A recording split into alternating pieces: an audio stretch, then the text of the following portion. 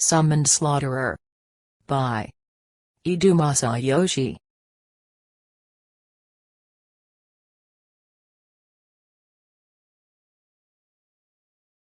Chapter 4, More Than Words. Hifumi walked leisurely into the town, disappearing into the crowd. Leaving the castle, Hifumi passed by an area lined with very large mansions that seemed to belong to nobles, arriving at an area lined with 2-story and 3-story houses, various shops, stalls and some food carts.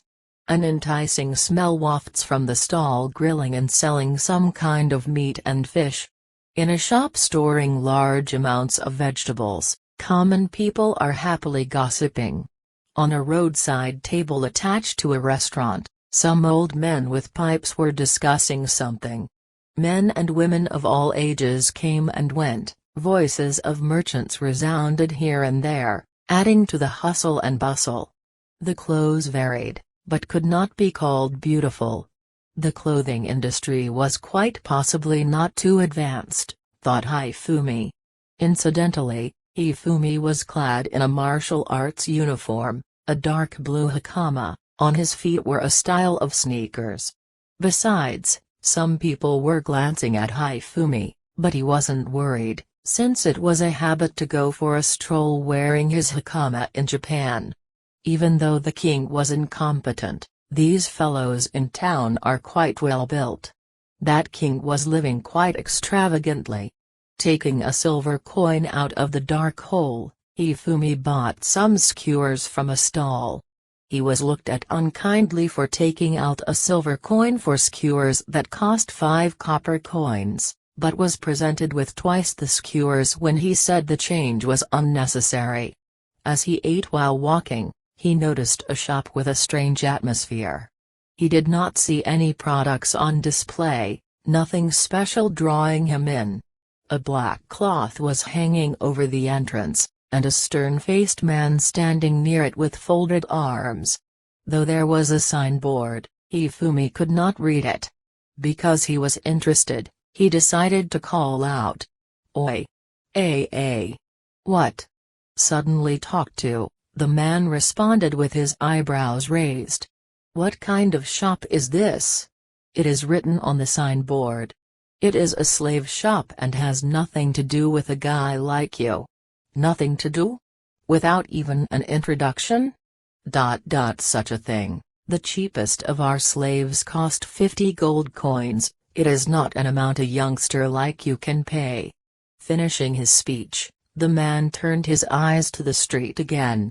A slave, huh? Thinking about the future, while walking, Hifumi thought about it again. Though I intended to travel around the world first. In the previous events, he could not read the characters, did not understand the values of the coins, and realized that he did not have enough knowledge at all. Though he shopped at the stalls, he did not get the change, so he didn't know about the conversion rate. If he had a slave, he would be able to obtain that knowledge, and it would be convenient in the future. He had enough money, after all, he had half the contents of the castle treasury. Even if it was a somewhat high-class slave, it would be sufficient. In case of betrayal, he would deal with the problem. A gold coin, like this? Pulling out a gold coin from the dark hole, Hifumi threw it at the stern man. Yes, but 1 or 2 coins. Put out your hands. Hifumi grabbed the man's wrist and forced it upwards. He threw out approximately 30 gold coins from the storage into the hands of the man, who was surprised at Hifumi's strength. Though more than half spilled and scattered, Hifumi was unconcerned. "Huh? Thank you for telling me this so kindly, but I want to see the commodities, get it?" Dumbfounded, the man quickly picked up the gold coins. His attitude did a complete 180 and urged Hifumi inside the shop. "Wait here please. Master." The man disappeared into the depths of the shop, and another person came out. Without letting Hifumi wait too long, a man dressed in subdued, yet high-quality clothes received him. I am sorry for keeping you waiting. I am this shop's manager. Dealing with the gatekeeper must have left a bad taste in your mouth." Although smiling, the man appraised Hifumi on seeing him. "Not a big deal. Though I heard it is possible to buy slaves here. That is generous of you. This shop certainly trades in slaves. Honored customer, shall we begin the slave purchasing?" "Of course, I can explain a little about this for a first-time buyer. Ah, though embarrassing, I am from the countryside, so please explain everything." "Well then." The manager explained concisely, holding to the main points. "There are crime slaves and debt slaves, slaves sold for the sake of their families or villages called realization slaves. For crime slaves, all of them belong to the country and are forced to work in the mines, etc. They are generally not sold. In general, there are only two kinds of slaves sold here, debt and realization slaves. Though there are people who are kidnapped and enslaved, because there is a very high penalty for handling such slaves, most merchants don't deal in them. The slave's actions are limited by a tattoo imbued with special magic. It is impossible to rebel against the owner. Though slaves don't have rights, it is a crime to kill one without cause. Is it necessary for there to be a reason? I'm afraid so. Though the master or their family cannot harm the slave directly due to the limitation set into the tattoo, if the master's belonging is stolen, or if an associate of the master is harmed, it is not a crime. Is there a need to prove it? The master's testimony is enough." Seeing that the law was full of holes, Hifumi sighed. However, it is convenient. Shutting his eyes and thinking for a while, he asked the manager, "Is there a slave that meets my conditions now?" "Money is not an issue." The manager takes out a sheaf of parchment from his breast pocket, dips a quill in ink from a nearby table, and waits for the next words. "Has to have enough strength, should be able to endure long travel, should be able to read and write.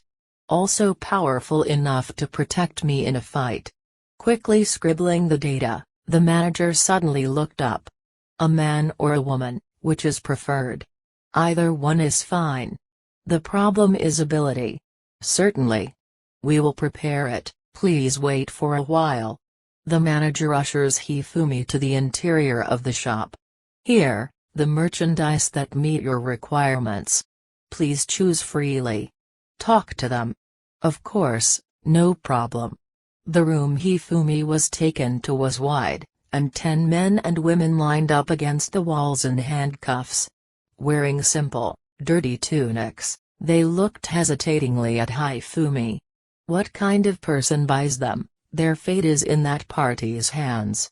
Hifumi imagined what he looked like in the eyes of the slaves. Hifumi hardly looked old enough to be earning money. Did he even look like a merchant, noble or well-to-do young man? Recalling his appearance, he smiled dryly, realizing that was not the case. Suddenly, among the slaves that had lined up, 2 women next to each other caught Hifumi's eye. One was of small build, height came up to Hifumi's neck, thin blue hair and emerald green eyes. The other was almost the same height as Hifumi, had a tempered and hard body. She had reddish eyes and brown hair. I saw it in town, hair and eyes like this are poles apart. Both had well-featured faces. Truly, an appearance such that a brothel owner will immediately buy them. "You and you. Name?" Origa, the smaller one answered in a fading voice. The brown-haired one did not answer. Ignoring the audaciously staring brunette, Hifumi asked Origa. "Then, Origa, what can you do?" "I can use wind and water magic. Besides." After hesitating a little, catching her breath, she continued jerkily, "At night, can also keep company." "Origa."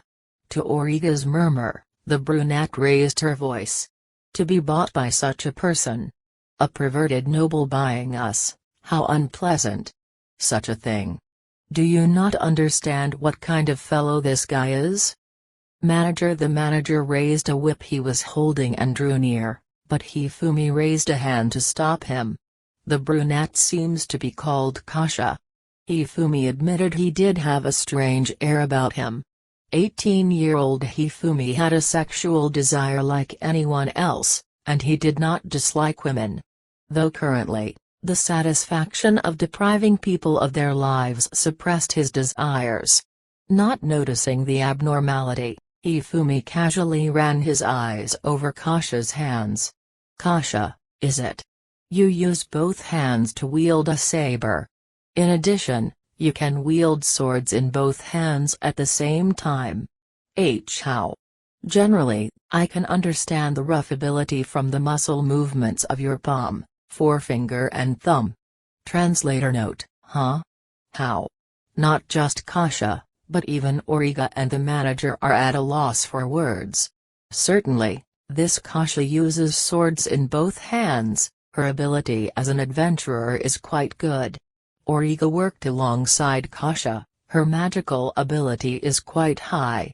Both of them have become debt slaves due to a large sum of money. The manager supplemented. Origa and Kasha listened with unpleasant expressions. Adventurer, huh? Perhaps such an occupation exists in fantasy novels, forming parties whose task is subjugation and collection of demons and monsters. But in this world, what kind of occupation is this? Okay. Now you two decide. Hifumi's expression had a cold smile. I plan to travel in the future. Physical strength is necessary, fights are very likely. If you can follow without betraying me, I promise a fun life. What do you say? Being slaves to a fun life. I will follow. Origa answered Hifumi in a low voice. Her emerald green eyes stared firmly at him. A little frightened, her eyes shook with tears.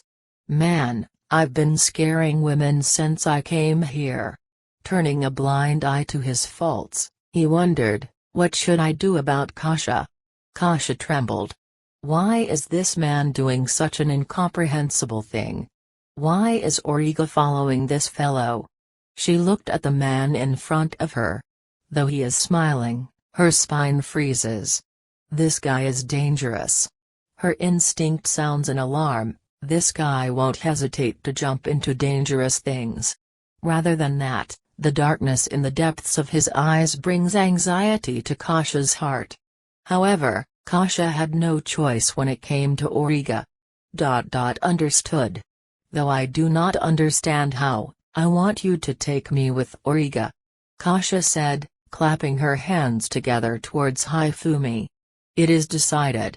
Manager, though Hifumi did not quite understand the mechanism of the tattoo, he smeared some blood on the tattoos on Origa and Kasha's shoulders, completing the contract.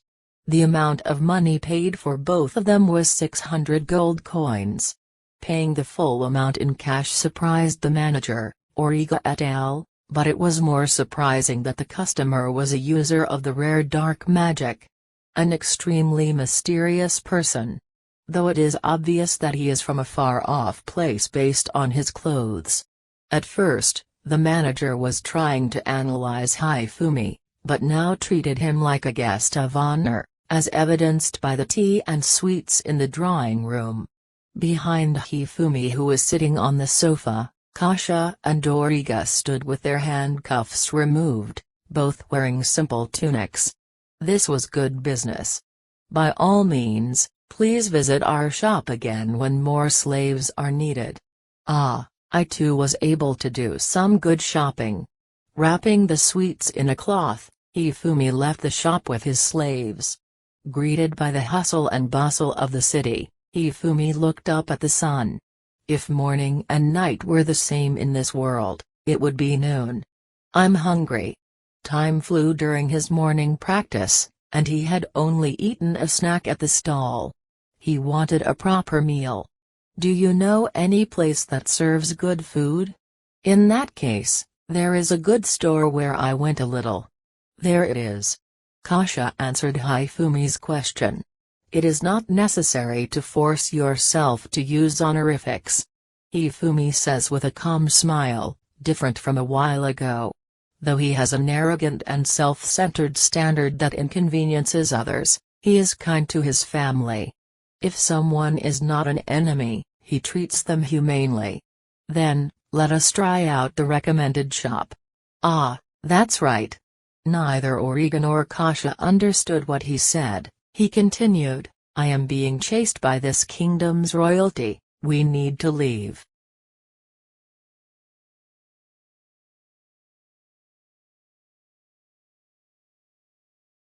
Chapter 5, True Colors. The shop that Kasha recommended. The crude dancer was on a side road joining the main street. Restaurant during the day, seemed to become a pub at night. Since Hifumi could not read, Kasha made a suitable order of a meat dish and salad. After waiting for about 10 minutes, what came over was a platter of fresh vegetables and a meat dish that looked like lamb chops cooked in tomato-like sauce. Quite delicious. You seem to know some good shops. Stuffing food in his mouth, Hifumi nodded at Kasha and Origa sitting opposite him. Both of them were eating a stew-like dish with bread. Right? Though there aren't too many people here, the food is good. Kasha, don't make noise while eating. It's bad manners. Like in the previous world, there were forks and knives, the food was delicious, though its origin was unknown. Hifumi was secretly relieved that the meals in this world were suitable. As it is, sitting with slaves to eat a meal is considered extremely degrading. What's more, giving the slaves rough cereals while sitting on the floor was the norm. But Hifumi made the two sit side by side and order whatever they wanted. Hifumi didn't care about custom, and stood by his own standards. Goo. Anyway, before, the explanation about that thing? What thing? Looking around and confirming that no one was nearby, Kasha asked, being chased by the royal family, just what did you do? Ah, I killed some knights and cut the king's head off. A while ago. From the very beginning, Hifumi had no intention of concealing or deceiving his origin and events in the castle. He followed his own path, causing trouble and danger, so the result of his choices was natural. Moreover, he had decided that he would not be bound to anything in the future, and would live freely, according to his own wishes. Ah well, it appears as though my strength can cut down and confront any obstacles. Seems like I can wander about enjoying life. Being told about the tragedy in the castle as though unimportant, Kasha and Origa lost their appetites. They were in doubt but asked when they saw Hifumi continue with his meal. Is that fine? Origa asked timidly. Though I don't doubt it, if the story is true, then knights and soldiers will soon be coming after us. Before that, I left the castle. While drinking the tea that came after the meal, Hifumi turned his gaze to a table a little away from them. Two men who came in after Hifumi were eating while talking about something. From the castle, the princess sent me out. That guy should understand that he is no match for me, a knight. Simply chasing, not arresting or killing, he is lucky to just be observed. Hifumi calmly rose from his table, walking over to the duo's table, he affably said. Good work, guys. What do you? The men were extremely surprised, backing away a little. Quickly sitting down on the newly vacated space, Hifumi says with a smile, we met at He Castle a while ago. Observation duties, is it? To Hifumi's words, the men held their breath. Though I am not good at remembering faces, I'm good at remembering bodies. Translator note, holds head. We even had a serious mood going. Hifumi tapped the table with his forefinger while saying lines that could be heavily misunderstood. According to Hifumi, the two men were knights who happened to be present at the killing site. The two people who survived were disguised as ordinary people and were observing Hifumi.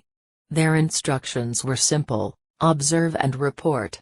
They were ordered not to raise a hand, no matter what. On being contacted by their observation target, they were covered with a cold sweat. Why, they did not know. Ah well, it is impossible for those employed in the castle to do this kind of espionage work. This should be left to the professionals. There is still a long way to go for the Suitu Jiaozama. Actually, this was a big misunderstanding. The Third Knight's Corps, to which the two men belonged, only gathered intelligence within the castle and within range of the general citizens' districts. For this reason, events within the castle are taken care of. Both men were experienced intelligence officers and did not think they would be seen through easily without their full body armors. You don't need to be nervous. If you are not hostile to me, I don't particularly mind. The prince's earnestness has been conveyed. On hearing that their enemy had no intention of attacking, both men were relieved. I am not a heinous person, nor a serial killer. I don't kill people randomly. Be relieved. Even if you are not a scoundrel, aren't you the bad guy here? Holding down at Tsukumi, the two knights dropped their gazes to the table, like children being scolded. Anyway, the other people are unacceptable. I have not seen those guys, nevertheless I can feel their killing intent towards me, unlike you. Wait, other guys? Even though the observers today are supposed to be just us.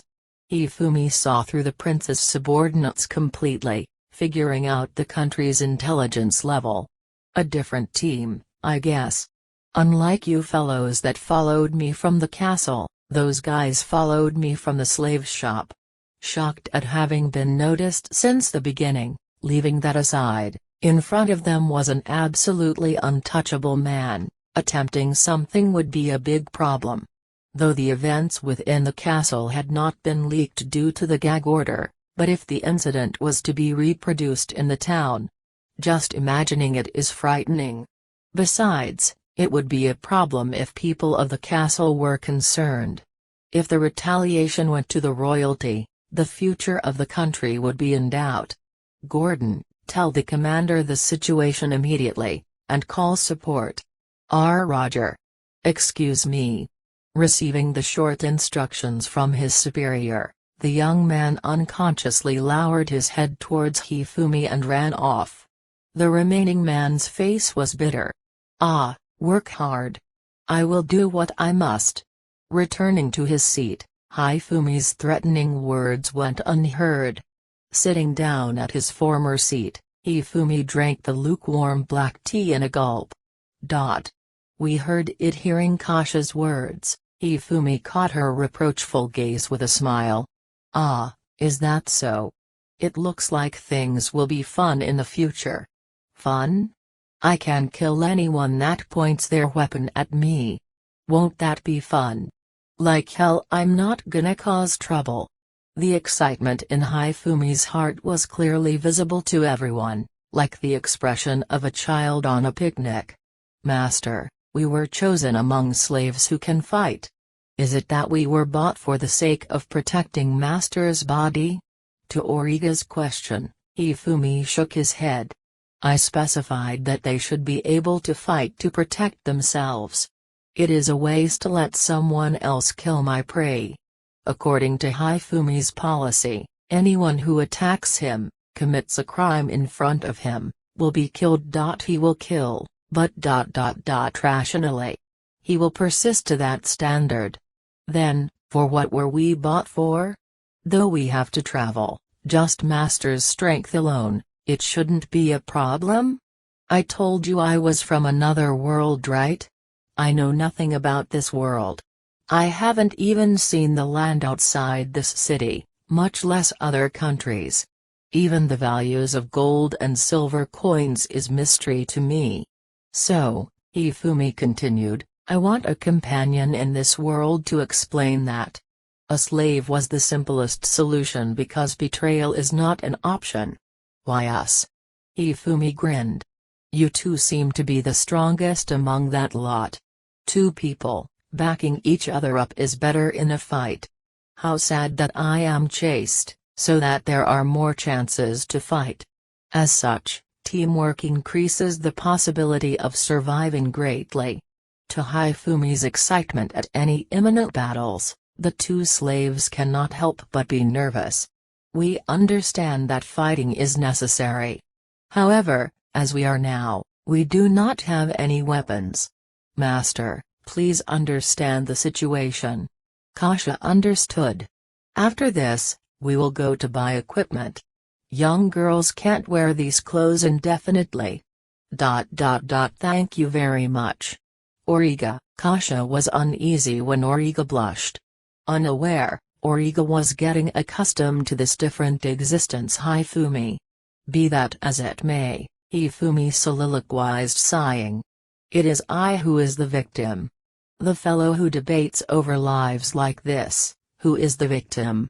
To Kasha's Tsukumi, the knight sitting nearby reflexively gave a thumbs up. Master, is something wrong? Leaving the store, Origa asked doubtfully on hearing Hifumi groan. With glossy eyes and white skin, resembling a doll, Hifumi said the number of those guys letting out bloodthirst wildly has doubled, maybe about 10 of them. Surprisingly impatient, he said delightfully. Then. The weaponless Kasha looked around uneasily. For the time being, we can reel them in. You will observe how I kill. Oi! Hifumi beckoned to the previously concealed knight, who reluctantly approached. The pride of the intelligence force is already tattered. Prohibited from attacking, yet carrying weapons? Sorry, but can you do something? Translator note: I'm quite sure I botched the second part of this line. Though a sudden request, when the knight realized that the group outside meant nothing to Hifumi, he agreed. Name? Midas. Then, Midas, do you know of any blind alleys nearby? Guided by Midas for about 15 minutes, the noise of the store street changed and the scenery shifted to a quiet residential street. The stonework of the buildings differed from the street of shops, the 3-story and 4-story buildings increased. The castle town has a large population, the housing complexes may increase. The street being dim, naturally the crowd is scarce. Similar to a commercial district, the ground is paved with stone, though the surface is rougher. Here. Midas urged while prompting. 10 meters ahead was the building wall culminating in a dead end. At that moment, a sound was heard cutting through the air. The arrow that came flying was knocked down by Hifumi's katana. Using the knight, the arrow was painted black, its tip wet. At last, you appear. With Midas and the other two ahead of him, Hifumi saw the people who entered the alley from the back. There are 9 people. Though all members seem to be wearing civilian clothes, their eyes are bitter. The street is really narrow, only the 2 in front charge forward. Holding black knives, without a single word, they mutually understand each other only with glances. They seem experienced. They don't seem to be mere hooligans after money. Guessing that the opponents were professionals, Hifumi asked himself why he was inadvertently glad. In his original world, he would not be interested in the fight, but here, he felt that some kind of restraint had come off. But it's not an unpleasant feeling. Or rather, with the exception of occasional brawls and matches, Hifumi's true character held in check, by fighting here, has most likely surfaced in this world. Casually swatting the approaching knife-wielding hand to the side, it ended up in the other man's chest, as though planned from the beginning. The man released the knife in surprise and promptly had his arm joints broken. Thrown to the ground face first, his skull broke on the pavement. Though 2 people instantly died, the next assassin approached without flinching. Calmly pulling out his katana, Hifumi slit the wrist of the man in front, and continuing on, cut his throat. Ignoring the man spraying blood from his throat, Hifumi crushed the next man's toes with his heel, his katana piercing through the staggered man's chest. Hifumi rammed the chest of an opponent coming from the side with his shoulder, passed by while piercing his heart. There are 4 people remaining. Languidly lowering the blade soaked in blood, the murderous demon laughed. Come quickly. I want to kill.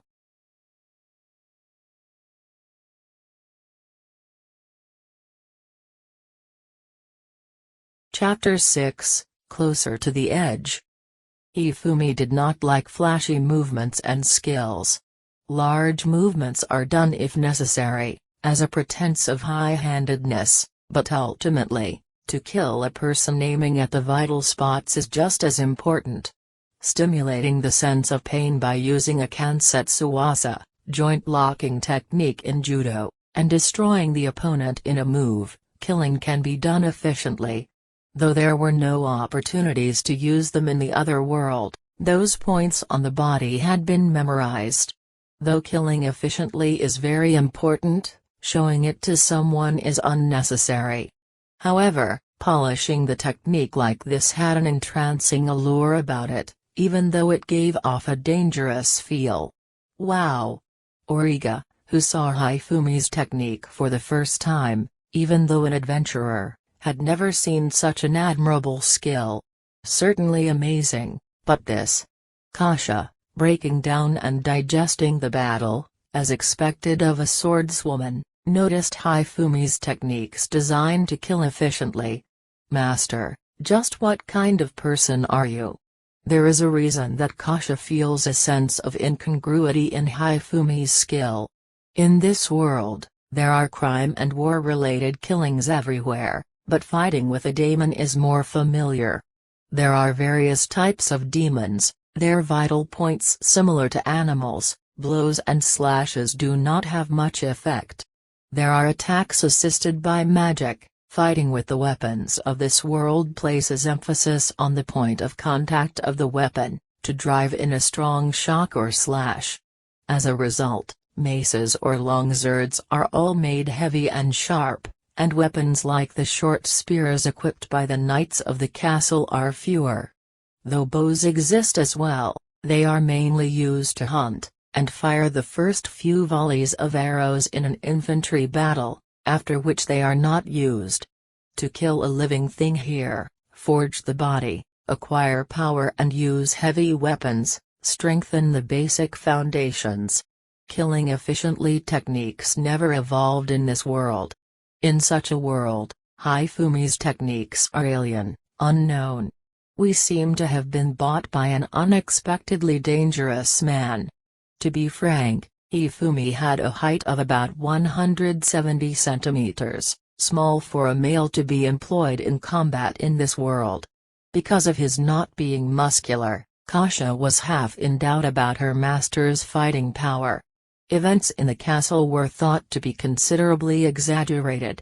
However, seeing the slaughter carried out in front of their eyes, it seemed that the story of the man who bought them was not an exaggeration at all. Sitting with slaves, and having meals at the same level, this relaxed man seemed to be truly terrifying inside. Though Kasha had fought many men in her adventurer years, this scary Hifumi was something else entirely. Though scary, she had to keep an eye on him. This, dangerous and focused feeling from the sword. While thinking such, fear was reflected in Kasha's pupils. Though there was a feeling of respect for a strong person as well. 2 people of the 4 remaining enemies throw small knives. Matching their timing, the other 2 thrust forward. Ho! Exhaling, Hifumi thrust his left hand forward, hitting one man's torso and bringing him down. While doing so, the 2 knives struck his back. Convulsing once, the fellow collapsed powerlessly. Slipping under the other approaching attacker, Hifumi savagely threw knives at the remaining 2 attackers. Towards the abruptly approaching Hifumi, the men blocked with their own knives, But they were just too unlucky. As though gliding, the katana cut lopped off the first person's head, continuing on, sliced through the second person's carotid artery. Moving the katana back, approaching the previously disregarded opponent, the katana point soundlessly pierced through the center of the torso. Snatching the knife from the dead opponent's hand, Hifumi threw it with a quick snap of his elbow. The knife flew a frightening speed, striking the hiding and watching 10th man, entering his eye and exiting from the back of his head. I knew there were 10 people. Mere seconds after encountering Hifumi, they were all dead. Phew. That was truly enjoyable. My thanks. Hifumi said smilingly to the piles of corpses. Ah, damn it. Looking at the state of his uniform stained with blood, Hifumi cursed while sheathing his katana. All members are dead. Well, let's see who instigated them. May I investigate as a member of the Knights? To be honest, we Knights are somewhat uneasy about the real nature of these people. To Midas' proposal, Hifumi had a cold expression. Like that, carefully erasing evidence of any links to your Knight Corps. Is that it? Wait please. Really, people like these do not exist in our Knight Corps. We know the dangers of starting a fight with Hiro-sama. Abruptly coerced, Midas instinctively panicked. Phew. Alright. In any case, I don't really want to spend time investigating. Do as you like. Thank you. Leaving Midas waiting for assistance, Hifumi and company returned to the shop area. Is my observation okay? Well, no worries. Well, now that the enjoyable event is over, we should schedule shopping as next on the list. While walking, Kasha called out. What? Some time ago, Master's fighting methods, I saw something like that for the first time. Where in the world did Master learn that? Ah. That, huh. In my hometown, such a way of fighting is not unusual. Like me, in the country where I was born and grew up, there were not a lot of people with heavily built physiques. Nevertheless, a certain period of fighting divided the country into pieces, and it was from such an environment that the gaps in power can be overcome by technique. Even if a person wears armor, they can be efficiently killed. Power gap by technique. Thinking about something? Origa ponders. On the battlefield, on killing an enemy it was accustomed to harvest the heads. Also there were various other techniques used to destroy an opponent's mental balance. Hifumi, heads? A frightening image seemed to float in front of Origa and Kasha. Hifumi didn't particularly feel like correcting them. Indeed. The heads of the enemies were tied around the waist of the general, to show off their military exploits. While discussing the finer points of old battles, Hifumi walked onwards, accompanied by 2 slaves who seemed slightly green-faced. They reached the armorer's shop at last, near the shop they had eaten in. Like a convenience store, it was completely crammed with various equipment. Further in, there seems to be a workshop attached, its entrance covered by a screen of sorts. This too seems to be a shop that Kasha is acquainted with. If it's here, weapons can be made, armor too. Though not their area of expertise, there is equipment for magicians as well.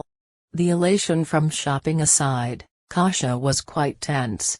Inside the shop, a short elderly man was sitting next to the screen wearing an unpleasant expression. You too, huh? The old man looked at Kasha and Origa with a sullen expression. I look away from you, and your slaves. Looking at the tattoos on their shoulders, the old man says with a sigh. There were a number of reasons. Right now, this man is the master. Master, this is the owner of the shop, Thorn of the Dwarf race. Introduced by Kasha, the old man turned his scowl to Hifumi. Ooh, this fellow is a dwarf? It's my first time seeing the real thing. Meeting a fantasy race for the first time, Hifumi was excited. Then, a question arose in his mind. Huh? Weren't humans and demi-humans hostile to each other? Fa'un, a brat that knows nothing. The humans are quarreling with the beast race. Us dwarves are scattered throughout the world, polishing our skills, and elves don't come out of their territories in the first place. Is that so? Not complex at all. Though Thorn was scowling throughout the explanation, his face might originally be like that.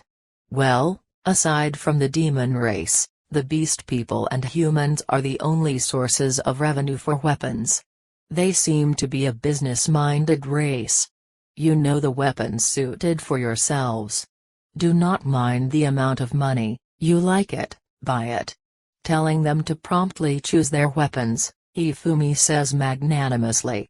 Actually, a lot of money remains. Is that fine? Slaves are usually not allowed to carry weapons, and if they are, usually cheap ones. After having joy fill her face for an instant, Origa asked uneasily. Will you be able to fight if not wielding weapons? Though the cost is trivial, you should choose an easy-to-use and durable weapon. It is necessary to avoid the possibility of the weapons breaking in combat. Next to Hifumi, Kasha nodded with an "un." I don't know how else to phrase this. It is as Master says. As expected, Master understands. So, I can choose without reservation. Now Origa, you need to choose a staff. Using magic without it is not possible. How will you fight? Hifumi heard Kasha's words. Magic cannot be used without a staff? Is this the general practice of this world? Though I can use my dark magic normally without one. However, neither the slave shop owner nor the doorkeeper had any different reaction when I used it to bring out the money. Though it may be a peculiarity of Origa, various staffs on display are embedded with crystals and jewels. Why they are used is unknown. Still, I need to know more about this world. Looking at the various products, Hifumi reaffirmed once again that he was really in a different world. Origa does not look good in this. Kasha's arms and legs are long, many dresses suit you very well. Though the conversation started resembling one that would not be out of place in a clothing store, Hifumi decided to ignore it. It would be troublesome for Hifumi if he got entangled in women's shopping. Nevertheless, knife, one-handed sword, two-handed sword, axe, mace, there are only 5 kinds. Full-body leather armor differs from its metal counterpart only in hardness. To Hifumi's grumbling, Thorn retorts, "What are you saying? It is dangerous if defense is not tightened, yes? Besides, the only weapons not here are the spears used by the knights. It seems that leather armor is the norm here, metal armor is primarily used by officials and other ranking people, and there are truly very few varieties of weapons. For instance, can I order some custom work? There is something I want you to make." At first trying to explain with words and failing, because it is not possible to understand it that easily, finally parchment and ink was prepared and some drawings were made. Because this and this are weapons, forge this properly. Also, this moves like this, do not make it fixed. What kind of weapon is this? I'm seeing such a thing for the first time, how to use it? Words won't suffice to explain, it's better if I show you. Hifumi handed over about 20 gold coins to Thorn, who was constantly tilting his head. The advance. The rest will be paid upon completion. Well, if I can earn money, I'll make it. Let's see. 3 days, it will be done. As expected of a dwarf, the work speed was up to Hifumi's satisfaction. During their discussion, it seems that Origa and Kasha were finished with their selections. Have you decided? Yes, though it seems to cost a lot of money, is it fine? Hifumi laughed cheerfully at the two who had an apologetic air. "It's alright, there is still plenty more money I took from the castle." Is that really alright?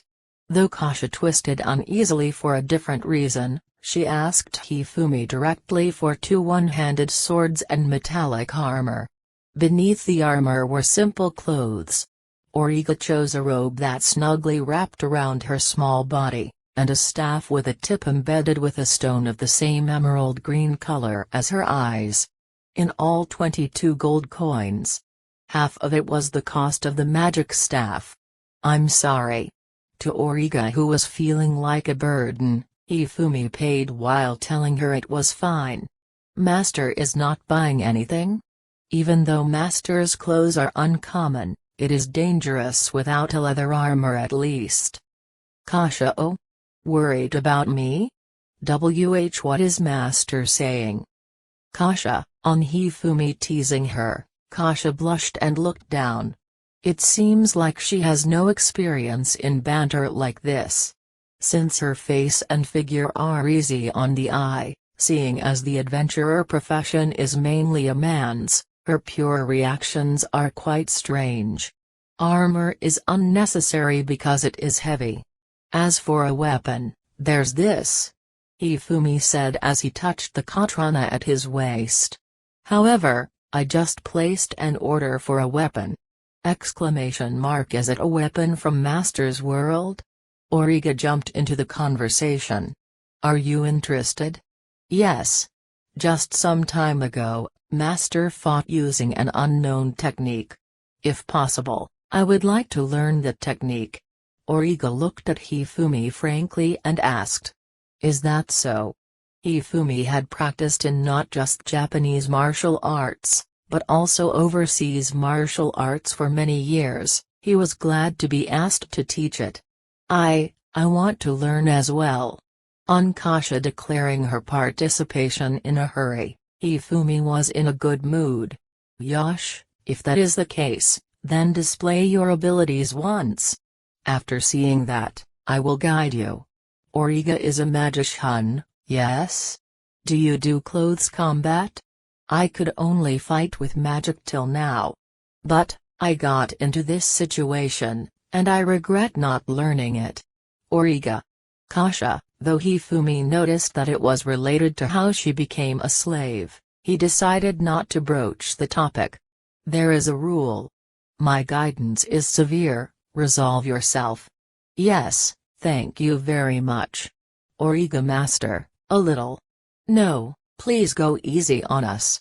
Kasha following Hifumi, who was feeling quite good, Origa and Kasha followed wearing their newly purchased equipment.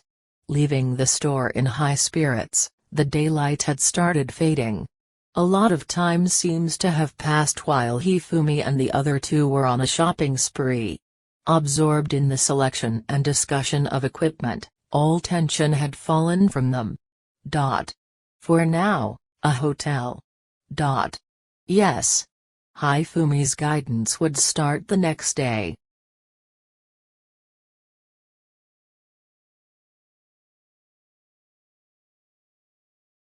Chapter 7, Warning. In the residential area neighboring the shopping area, they were able to get a room safely. Though not a high-class hotel, neither was it a hotel that the poorest segment of the population uses. Adventurers and peddlers seem to frequent it. "Since I cannot sleep with another person nearby, you two will be in another room. There are no hotels that are cheaper for slaves. Some allow camping out in the stables, but since there is the matter of meals and equipment, the two slaves accepted." Since they were wearing tidy equipment, the slave tattoo was not visible, so the landlady did not say anything either. "Put your luggage away and gather in the dining room." While Hifumi paid the landlady the lodging expenses of the three, the two went up to the upper rooms quickly.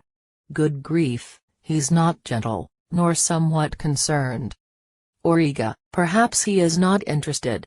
As far as Master is concerned, a man is either an enemy or not one. Does he find anyone other than an opponent interesting? To Origa's muttering at Hifumi, Kasha tilted her head. Though he seemed to talk to Thorn from the weapon shop quite easily. Kasha, I think it was because of the topic of weapons. Origa's words were somewhat dissatisfied. The hotel in which Hifumi stayed, Matthew Peak, had the dining room on the first floor, and the guest rooms on the second. It is not very big, and has only two kinds of rooms, single and twin.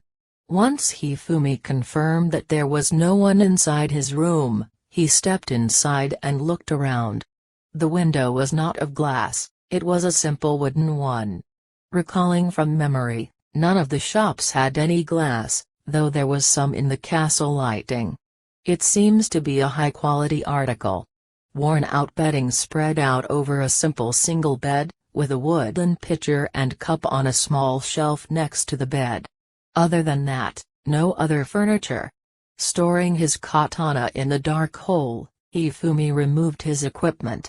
He sat on the bed and started planning. First off, I need to sort things out before leaving this town. After the meal, Origa and Kasha should be asked. If they don't know, it will be necessary to investigate tomorrow. Value of gold and silver coins, about magic, about adventurers, about demons, about this country, about this world. There are a lot of unknowns, and because of preparations to travel, it is necessary to think about it. How to travel in this world. There cannot possibly be trains and cars, so by foot or a wagon? It seems that traveling between relay stations while fighting demons is likely. When Hifumi descended to the dining room, Origa and Kasha were already seated. Their food was ready, but still untouched. Hifumi smiled wryly at the dutiful slaves, sat down and began to eat the prepared food. Today's menu, stew mixed with vegetables and meat, along with a potato salad. I'm getting used to the food here. Though the taste is a little thin, it's delicious enough. This is thin. Master must have been born in a rich family. From the conversation during the meal, it seems that salt and sugar, etc. are not very easy to obtain. Especially so for the castle town they were in. It took 10 days or more for the wagons to come in from the sea. After the meal, I am coming to your room. To this casually delivered sentence, Origa and Kasha react with a twitch. That is. Understood. Though Kasha started to say something, Origa interrupted with an acknowledgement. The double room which Origa and Kasha were using, it was simply double the size of the single room and had 2 beds and shelves. Hifumi sat on one bed, and the two sat opposite him with their arms folded and listening hesitantly. Suddenly, Kasha lowered herself to the floor and bowed deeply. I have a request. So suddenly? Changing your way of speaking, that's disturbing. Disturbing. Please do not lay a hand on Origa. Is my request. I will take her place. Kasha. At this unexpected incident, Origa opened her eyes wide in surprise. Origa, that. Her body is not so strong, that sort of thing is too early. Looking at Kasha's deeply flushed face and her hurried words, Hifumi understood her explanation and laughed. Don't laugh. Please. When I was bought, I was prepared for such a thing. Kasha, me as well. Origa lowered herself next to Kasha and lowered her head towards Hifumi. Master, I understand my position since I was also bought by Master. Therefore. Wait a minute. Don't just advance your delusions by yourselves. Hifumi snorted, ordering the two to sit on the bed as before. Don't misunderstand. I haven't particularly thought of sleeping with you. But purchasing us, 2 women as slaves. That kind of implication can't be helped. For now, because Kasha and Origa are beautiful women, that kind of thinking was to be expected. That is not my purpose. On being called beautiful women, both women looked down with reddened faces. Origa's gesture was lovely, Kasha's ears were red. Their aura of adventurers completely dissolved, becoming that of young women instantly. I do not wish to sleep with an unknown companion, I would rather do so with a consenting partner. Using a situation to do this is something I absolutely dislike. The mental strain suddenly released, Kasha gaped at him with her mouth open. Therefore, Hifumi did not intend to treat them like slaves, he continued, today, my feeling of slaughtering was completely satisfied. In the first place, I don't feel the need to sleep with a woman. To these words, Origa and Kasha were shocked. After waiting for the two to calm down, Hifumi began his knowledge gathering. The various coins are gold, silver and copper. 1 gold coin is 100 silver coins, and 1 silver is 100 copper coins. The demons are of 2 types, the beast type and the undead type. The beast type has particular disposition to the ferocity of animals. The undead type has zombies or ghosts. Due to the territorial nature of the predatory demon kin, the chances of encounters rise on leaving towns and highways. Magic has the fire, water, wind, earth, light, dark attributes. Though there are many who can practice magic, especially due to systematization, the usage seems to differ based on the image of the individual, and the teaching of the master.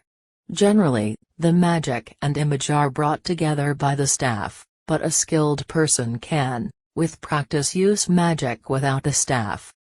This country, or Sangreend, is the largest human-ruled highly populated country, but young men are conscripted from the rural areas, the humans' unreasonable parts emerge. The adventurer refers to a person registered to a guild where a branch exists in each city, and their jobs involve demon subjugation, arrests etc. and receive rewards for it.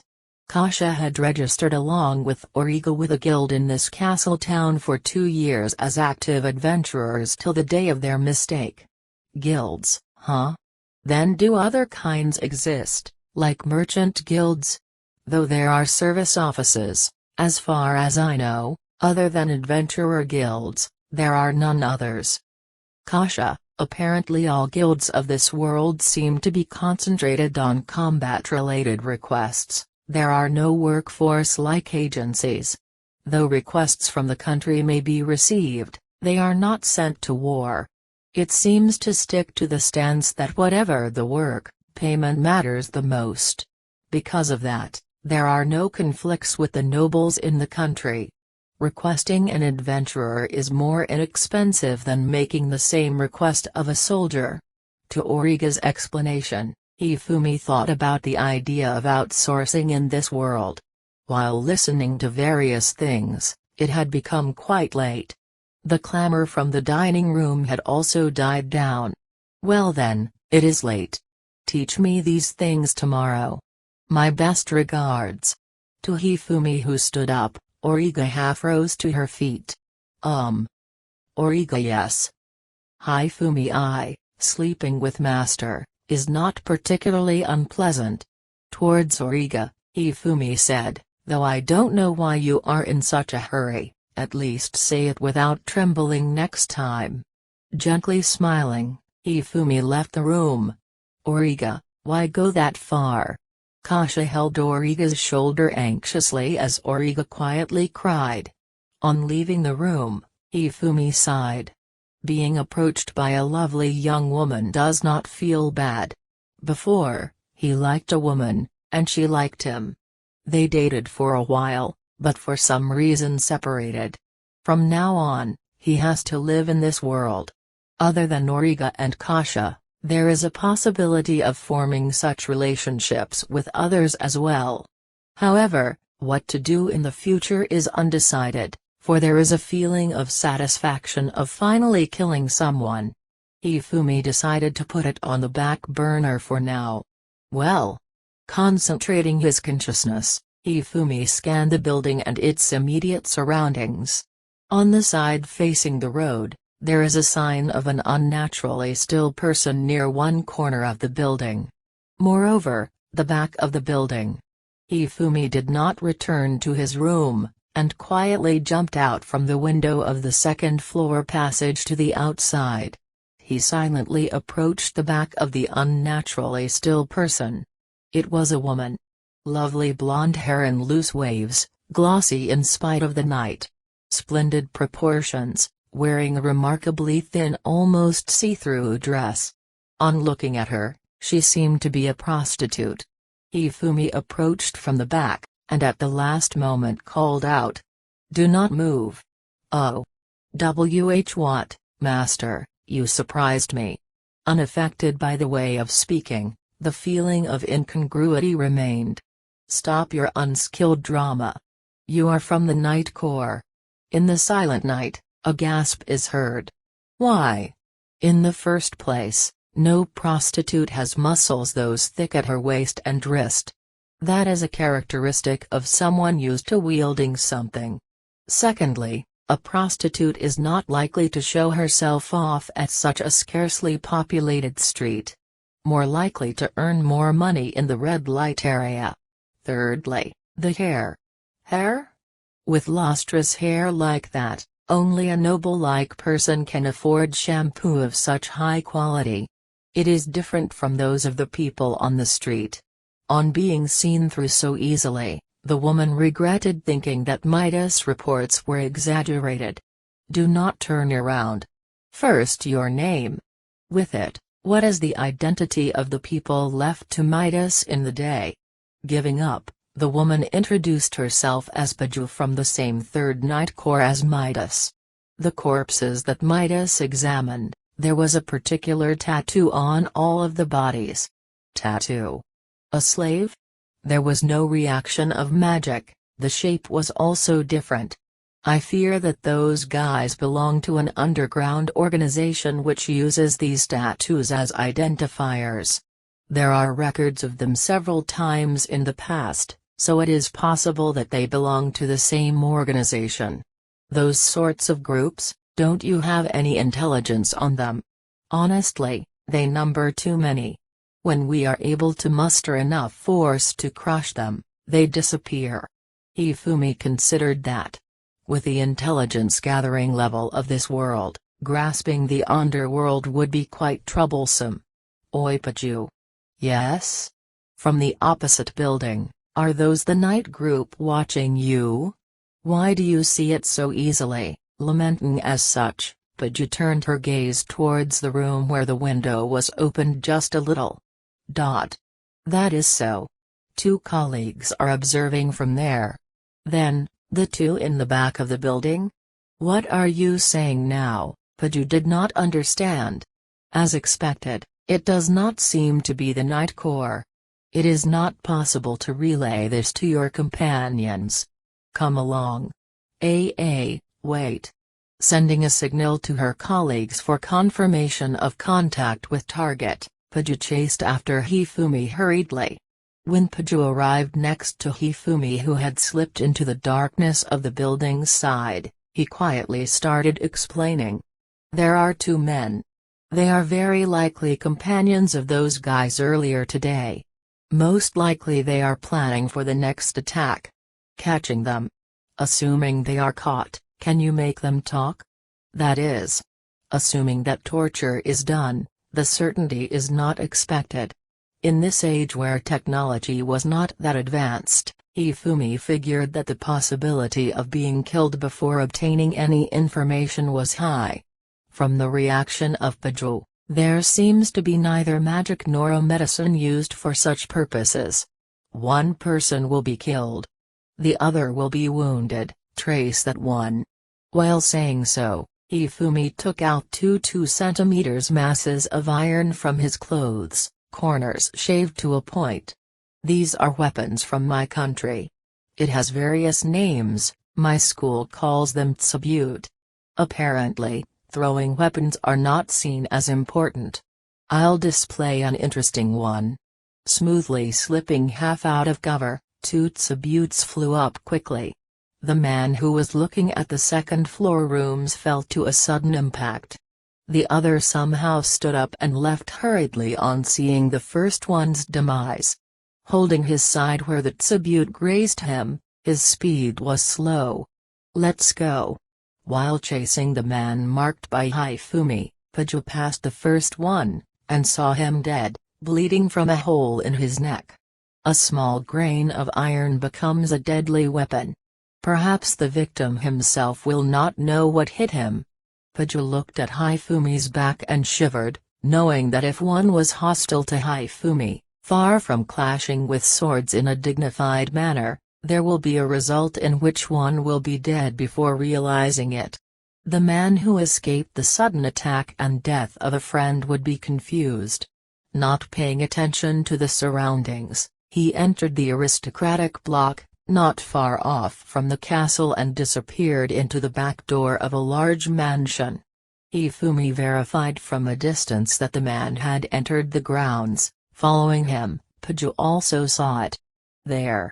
That is Marquis Raglane's estate. Marquis, huh? That guy is a big shot, eh? Moreover, one of the knights killed by you in the audience room was the second son of the family head, Marquis Raglane. After saying that, Paju realized her mistake.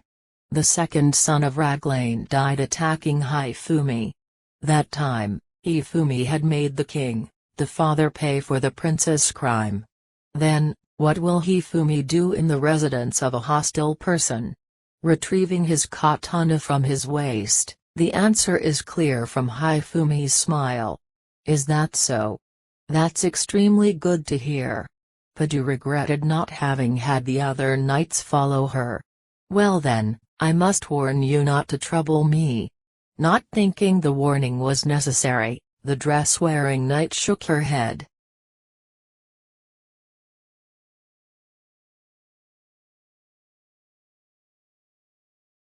Chapter 8, What a Fool Believes.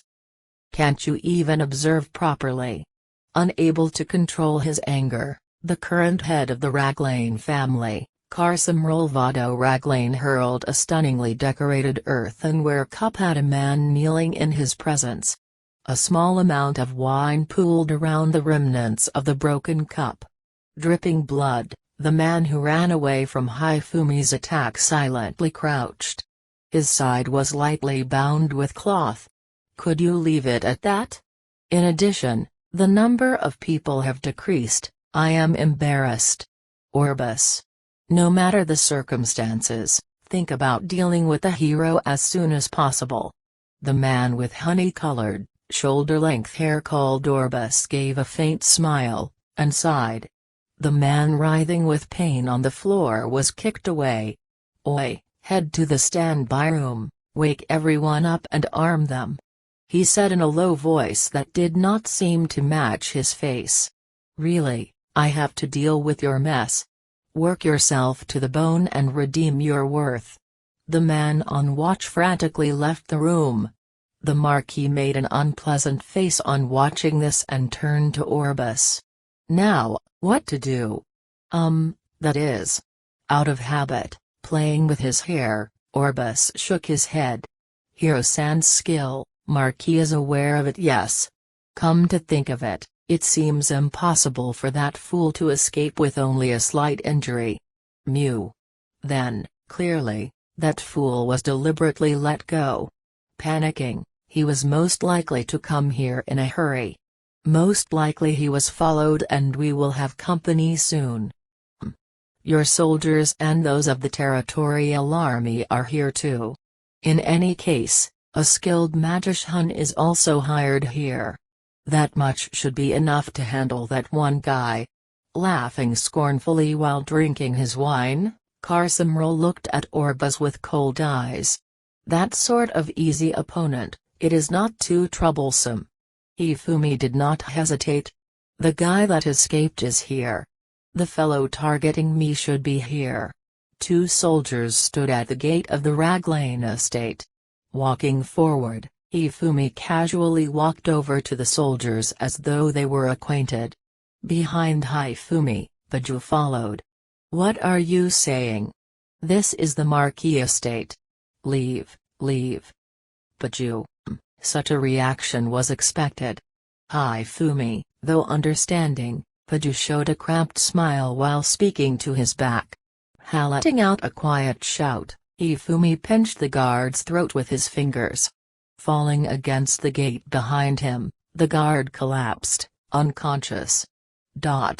Didn't kill. Paju said, surprised. Annoyed, Hifumi replied, I don't murder everyone. Killing is a weapon for me, only fit for those hostile to me. Saying this while approaching the other confused and stock-still guard, Hifumi knocked him out in a similar manner. The guard collapsed powerlessly next to the wall. By the way, why should I follow? You will be my lookout. Besides, to prove to the people that come along that this slaughter was due to legitimate self-defense. Though you arrived at the enemy gates voluntarily, thought Paju, refraining from voicing her thoughts.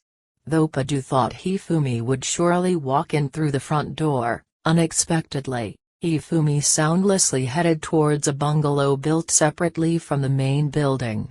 There was no one patrolling around it. Are you not meeting the Marquis? On being asked in a low whisper, Hifumi replied without turning around. The guys that attacked me, they will not be a noble's subordinate. It takes regular training for them to be that inconspicuous. Most likely, there is a group on the premises used by those underground organizations. I want to hear the story from them. I see, thought Paju. If nobility have a degree of financial power and territory, they have private soldiers such as the territorial army.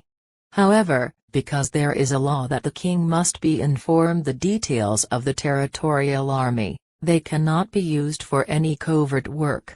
Unlike normal troops, they can only be used for disposal. Imeraria has given a strict order that I am not to be touched, yes? Additionally, I am sure you want to keep the death of your king concealed. Even if you know the circumstances, this incident can be used as potential to start a war. So this can be left to people from the underworld. The entire wing of the bungalow came into view. There were a few windows, the stonework was of simple make. In front of the wooden door, a disagreeable-looking man stood. Well then, time to greet them. Oi, you, is your boss in there? Who? A. On seeing Hifumi's face, the man's voice gave out. Apparently the man seemed to know Hifumi's face. The man you people have been looking for is here. Hifumi, you bastard. Nonchalantly walking in. Coming to his senses, the man struck without a weapon. With his good physique, it was a good punch, Hifumi evaluated disinterestedly. However, it did not connect. The punch was easily avoided by a slight movement of the head. Hifumi was already facing the guard's back. Hifumi hit the back of the guard's knee with his toes. When he dropped to one knee, grabbed his jaw and the back of his head and twisted. Gugio, a damp, unpleasant sound was heard, but you turned her eyes away instinctively. Killing like this. Too cruel, but you, who did not think she could do it, felt her stomach tremble. Near to where the corpse was discarded, a person with shoulder-length hair called out to Hifumi. Do not decrease our numbers anymore. I thought someone was here. Are you these guys' boss? I am the leader. But how were you able to understand that? Orbaz dared to show himself frivolously while touching his hair. All, to induce negligence in the opponent. Positioned as you are, the opponent's weapons can be confirmed and any movements can be seen. The point of you touching your hair is to unfasten your weapon, yes? On being seen through, the smile on Orbaz's face disappeared. The presence of the guys inside, also, those guys that attacked in the day, their movements were monotonous and their scheme was insufficient, although not bad. Their cooperative movements also, it felt like they learned from someone. Not you. Yer. As expected of Hirosama. Orbus faintly smiled again, and pulling out the knife from his back, tossed it aside. I give up. Even a squad of 10 people were defeated, the tables have turned. The levels are just too different. Giving up, Orbus raised his arms with his palms showing. As you can see, weapons have been discarded. Just my life, can you please spare it, Hiro-sama? No. I was attacked by your instructions. I will not allow it. To Hifumi not showing any mercy, Orbus could not conceal his bewilderment. Wait a minute, you would kill an unarmed man? What are you saying? Hifumi smoothly stepped forward, his hand on his katana. You have a weapon. Hifumi, Chi. Orbus immediately took out a small knife from the cuff of his raised arm, and instantly swung downwards at Hifumi. However, Hifumi was no longer there. Orbus tried desperately to turn towards Hifumi, who was already behind Orbus, but to no avail. The separated left arm and head fell to the ground, followed by the rest of the body. His performance was so-so, should have hidden his bloodlust better. Though Hifumi was about to pull out the keishi tucked in his kimono, with a single shake of the katana, the blood was cleared off, without a trace remaining. Is this the god's influence? Truly convenient, muttered Hifumi as he sheathed his katana. The door was kicked open, and about 20 subordinates of Orbus stared at the entrance, unable to move. At the entrance stood Hifumi, holding Orbus' head. Be boss. You're the bastard that killed Dane and the others. A man nearest to the entrance leaped at Hifumi. In a single movement, Hifumi drew his katana and sliced him to pieces. Yeah, quiet down. Confirming that Paju was behind him, Hifumi pulled his katana out of the body while imposingly standing in the doorway. The instantly enraged people instantly became quiet. The beautiful blade crest shimmered in the light of a candle on a table. If you don't want something similar to happen to you, answer my questions obediently. Resist like that guy, or not answer appropriately, everyone dies. While throwing Orbus' head on the floor, Hifumi surveyed the men in the room. The first question. Who are you fellows and are all members here? Oh, if I sense a lie, it's time to kill. Well then, you. Hifumi pointed his katana at the nearest guy. Me? We are called Hidden Serpent. All its members are here. Resigned, the nominated man answered obediently. Then, next. You people, in the Marquis employ, was attacking me in the daytime. The order of the Marquis? Looking Hifumi in the eye, he began to talk while trembling. Rather than employed, we are allowed to use this place for occasionally undertaking errands for the Marquis. We do not set foot into the Marquis home. This should have been a request from the Marquis, the leader said so. On hearing the answer, Paju fleetingly glanced at Hifumi. Certainly, regarding nobles' residences, leaving aside on-the-spot inspections, yield no clear evidence. Paju said with a sigh mixed in. To think that there might be criminals who have similarly been given shelter, it was depressing. And the last question. Are there troops in the Marquis mansion? Does anyone here know? One person timidly raised his hand. On answering, will I be spared? I am asking the questions. Oh. There were many soldiers on duty in the mansion, on patrol and so on, but it seems that they don't enter the 3rd floor where the Marquis is. Recently, rumors of a magician being hired have been circulating. A magician? Receiving Hifumi's permission, the members of Hidden Serpent ran away at full speed. Paju shifted her gaze to the criminals fleeing from the shelter. Your job is intelligence, not criminal law enforcement. Spend time arresting them, the Marquis will be able to escape. Though that is so. Hifumi went out, Paju reluctantly followed. "I'm getting drowsy, so bothersome," Hifumi murmured, looked up at the side wall of the mansion, and using his fingers, climbed up smoothly via the few irregularities in the stonework. Watching the figure dressed in a hakama ascend the wall speedily, Paju could do nothing but watch bitterly.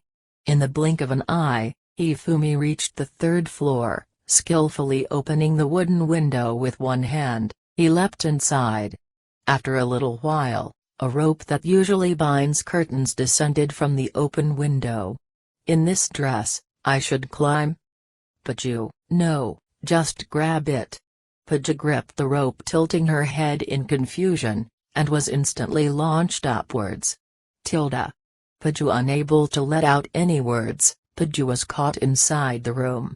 "Well then, this seems to be an office-like room." Looking around the room, which had a large, stately desk and an elegant bookshelf, Hifumi muttered. "Next door, there is the presence of one person. The presence on this floor. No, near the stairs is an unusual stagnating presence. Possibly, in the next room is the Marquis. The guy on the stairs is most probably the magician from the rumors." Paju did not doubt Hifumi's words anymore. "Well then, search for your achievements." Relying on the dim light of a wax candle, Paju confirmed documents one after the other. Hifumi, who could not read the characters, was rummaging around the desk. "No problem with the documents." "Huh? A certain bookshelf, its depth seemed unnaturally inadequate. What's wrong?"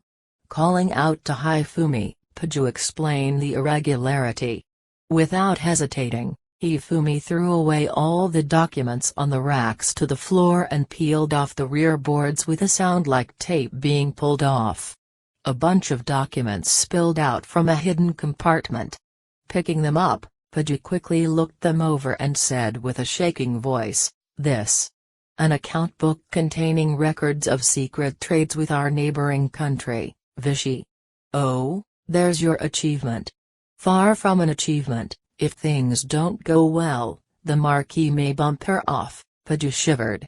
"No matter what happens, if unable to safely return to the castle, her life may be forfeit." "Ah, not the fellow next door, but the guy near the stairs is coming here. Be quiet for a minute." To Hifumi nonchalantly saying that, Paju started to panic. What do we do?" "Calm down. First, see what kind of guy he is." The door slowly opened, and a man wearing a black robe with a hood covering his eyes entered. "A thief?" An extremely hoarse voice rang out. "So you're the magician that was employed?" On seeing Hifumi speak, the magician quickly drew a knife from his robe and pointed it at Hifumi and Paju. The magician chanted something in a low voice, and an invisible blade of wind flew forward. "Oh!" Paju, unlike Hifumi, Paju was struck by it on the shoulder and losing her balance, fell. "You dodged it? Magic dagger. A magician from the Herent country, why is it?" To Paju's words, the magician laughed under his hood at her, holding her shoulder and taking some distance. "Oh Tilda, you know our country's magic tool quite well. Though you've got the appearance of a prostitute, are you a dog of or Sangrind?" While the magician was speaking, Hifumi drew near. "New." Hifumi's thrust met a sudden gust of wind. That violent gust of wind blew up the documents scattered on the floor, the pen on the desk flew up, and the chair was knocked over. The candle fell, the documents on the desk began to burn. "Magic can also be used like this, huh?" The fire was spreading. Watching the unworried Hifumi admire wind magic, the magician was secretly in a cold sweat. According to the plan, the gust of wind should have blown away the sword, and without the sword. However, Hifumi adjusted his katana according to the direction of the wind while receiving it, neutralizing it. In spite of seeing such magic for the first time, such marvelous flexibility, While the magician thought that even if he wins, he would not come out of this unscathed, a new person entered. It was Marquis Raglan from the next room. "Strauss, what is this situation? You?" The moment the Marquis saw Hifumi's face, he tried to shout something. A gust of wind hit the Marquis back. This was the act of the magician Strauss. Calmly knocking down the Marquis who was thrown at him, Hifumi returned his gaze towards Strauss, but he had already run away. His speed points to magic being used for movement. He ran away. The fire was already spreading from the desk to the documents scattered on the floor. "But do you have the documents?" They're alright. Hey. When Paja looked up after stopping the blood from her wound by tearing off a piece of her dress, a shocking scene met her eyes. Hifumi threw the fainted Marquis out of the window they came in from. "Don't worry. He's not dead yet." Hurriedly going to the window and looking, Paja saw the Marquis's figure in a tangle of thick shrubbery. One leg was bent in a weird direction, but he seemed to be alive. "Well then, leave." Jay jumped down. "Obviously. Enemies will soon flood the room, and leaving will be delayed." Seeing Paja hesitating while looking out the window, Hifumi clicked his tongue. "No other way. Hold onto the documents tightly." Way, tilde. Grabbing and holding her sideways under his arm, Hifumi immediately jumped out of the window.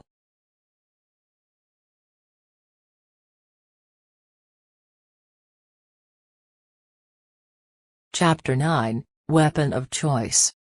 After waiting for Origa to finish crying, Kasha slowly spoke.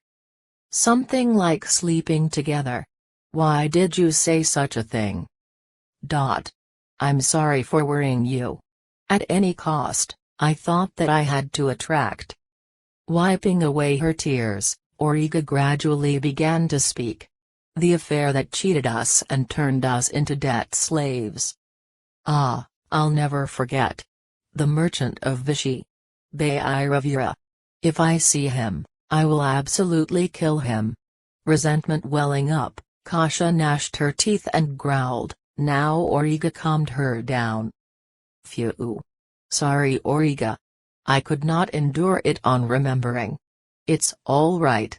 I feel the same way. In the past, when Origa and Kasha were adventurers, they had accepted an escort commission from a trader called Bairavira, who cheated them into owing a large amount of money. Though they tried desperately to repay it, Origa suffered from an injury, became unable to earn, and they were subsequently made debt slaves. But it is not possible to take revenge now that we are slaves." Excitement subsiding, Kasha quieted down. Origa placed her hand on Kasha's shoulder and clearly said, "I have not given up on revenge." Different from usual, the intense emotion-laden words made Kasha look at Origa. "Hifumi-san. Master is powerful. The fight earlier today, and if Master's story is true, called as a hero from a different world, the knights in the castle. Moreover, making an enemy of elites of the royalty. But, our enemies, whether Master will help or not. Therefore, I will persist in making Master's feelings turn towards me." The reason for Origa's strange aggressiveness today, Kasha finally understood. "So that is the reason. I'm sorry Origa, I didn't notice your resolution in facing Master. It's all right. I too did not consult with Kasha either under pressure. When Master quickly refused, after I cried, I became calm for a moment." Abruptly smiling, Origa said slightly ashamedly. "Besides, Master isn't bad I think. The bought items also, now don't feel too bad." Translator note: this sentence has a possible double meaning. She says it doesn't feel so bad, where it can be the Master or the items. I think. Now then, it's late, let's sleep soon. They stood up, and Origa crawled into the opposite bed. Origa's explosive statement for some reason made Kasha go doki-doki, and she did not sleep easily. Marquis Raglan was carried to the street of the hotel, then Hifumi entrusted everything to Paju and quickly went back to his room and slept. Incidentally, since the main entrance was locked and bolted, he climbed in from the window he had left from. The next morning, Hifumi woke up before sunrise, tended to his katana, finished his daily routine of stretches, and then sat in seiza and meditated. Come to think of it, exactly 1 day ago I met those gods. Since then, various things have come about. Freed from the restraints of killing people, able to practice techniques to the extreme. Hifumi thought he was truly blessed. Living as a martial artist in the modern age was quite hard. It may be possible in a country at war, but in peaceful modern society, martial arts equaled violence. It was frowned upon for any martial artist to use techniques. Moreover, in case of death, they were blamed. Such a situation was indeed very vexing. Suddenly, a knocking sound was heard. "Master, breakfast is ready." Origa's humble voice reached the other side of the door. "Got it. Go on to the dining room before me." "Certainly. We will wait." "It's not particularly necessary to wait though," Hifumi thought as he adjusted his hakama and looked at his attire.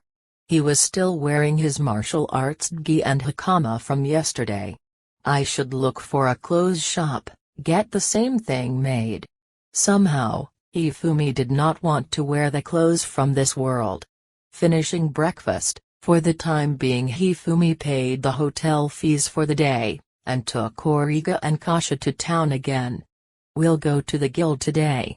If there is time, I want to go to a clothes shop. As for the Adventurers Guild, can anyone register?" "Yes. Though the registration fee is 5 silver coins, as long as there is no criminal record." "Well, it's all right then. The matter in the castle is treated as legitimate self-defense." With Kasha as the guide, Hifumi was observing the town. As usual, the signboards could not be read, the literacy rate does not seem to be high. The signboards also had symbols and paintings carved in an easy-to-understand way. Be that as it may, I should quickly learn the characters to avoid problems in the future. "Is there a bookstore here?" On the way to the guild, there was no bookstore. We arrived. "What's wrong?" "Kasha, it doesn't seem that there are shops selling books here." "Hifumi, books. Only nobles or scholars read them." The conversation would shock a bibliophile. Just how low was the literacy rate? There seems to be no habit of reading for normal citizens. With a literacy rate this low, books can be seen as high-quality goods, and the chances of libraries existing is very low. A great method of information gathering is gone. Pulling himself together, Hifumi stepped into the guild. Unlike in novels, the bar and room is not combined as one. There were some counters in the back. Tables for meeting were lined up along the left side wall. The notices were placed on a board on the right side wall. Several groups seated on the tables looked curiously at the unfamiliar face leading 2 women. The back counter, that treated as the reception. Origa, approaching the counter. Origa indicated Hifumi spoke to the woman sitting behind the counter. "Have a minute?" "Yes. What can I help you with?" The young woman who had long red, eye-catching hair answered with a smile. "I want to register as a newcomer." "How is that done?" "Our registration document was taken from us when we became slaves. I don't think we get the same treatment as adventurers." To Kasha's words while shaking her head, the guild became noisy. Kasha, having become a slave, seemed to be shocking in its own way. Kasha is a slave. Is it? Origa too has become a slave from an adventurer? Hearing that Origa too was a slave, the surroundings became even noisier. A man was staring at Hifumi with a bitter gaze. Origa seems to be popular. Of course, Hifumi was unconcerned with such gazes. Once registered as an adventurer, the registration card can be reissued. Since the slaves are doing the jobs, the owner has to pay a charge. 1 gold coin is necessary for reissue. A new registration is 5 silver coins. What do you want to do? On being asked this by the staff, Hifumi thought it was inconvenient without identification papers. Ah, whatever, do not worry about the money. Reissue for 2. Though Hifumi one-sidedly decided it, Kasha and Origa's expressions softened. Watching them, the men's gazes became those full of jealousy. The few female adventurers repeatedly glanced at him. Somehow rumors about him started getting inflated. Then, please fill out this form. I will fill it. Is master's name as Hifumi-sama agreeable? Origa, hearing Origa call him master, as expected, was slightly gloomy, thought Hifumi. Full name is Hifumi Touno. To have a family name, was master a noble? In my hometown, generally everyone had a family name. Fun. While filling in the age and weapons used, the name katana did not exist, so it was written as sword. A large man drew near to Hifumi. Oh, with those thin arms, you are not fit to be an adventurer. That stick-like thin sword? Such a thing, it won't even kill a goblin. Even though it was said with a heavy intimidating air, Hifumi completely ignored the man.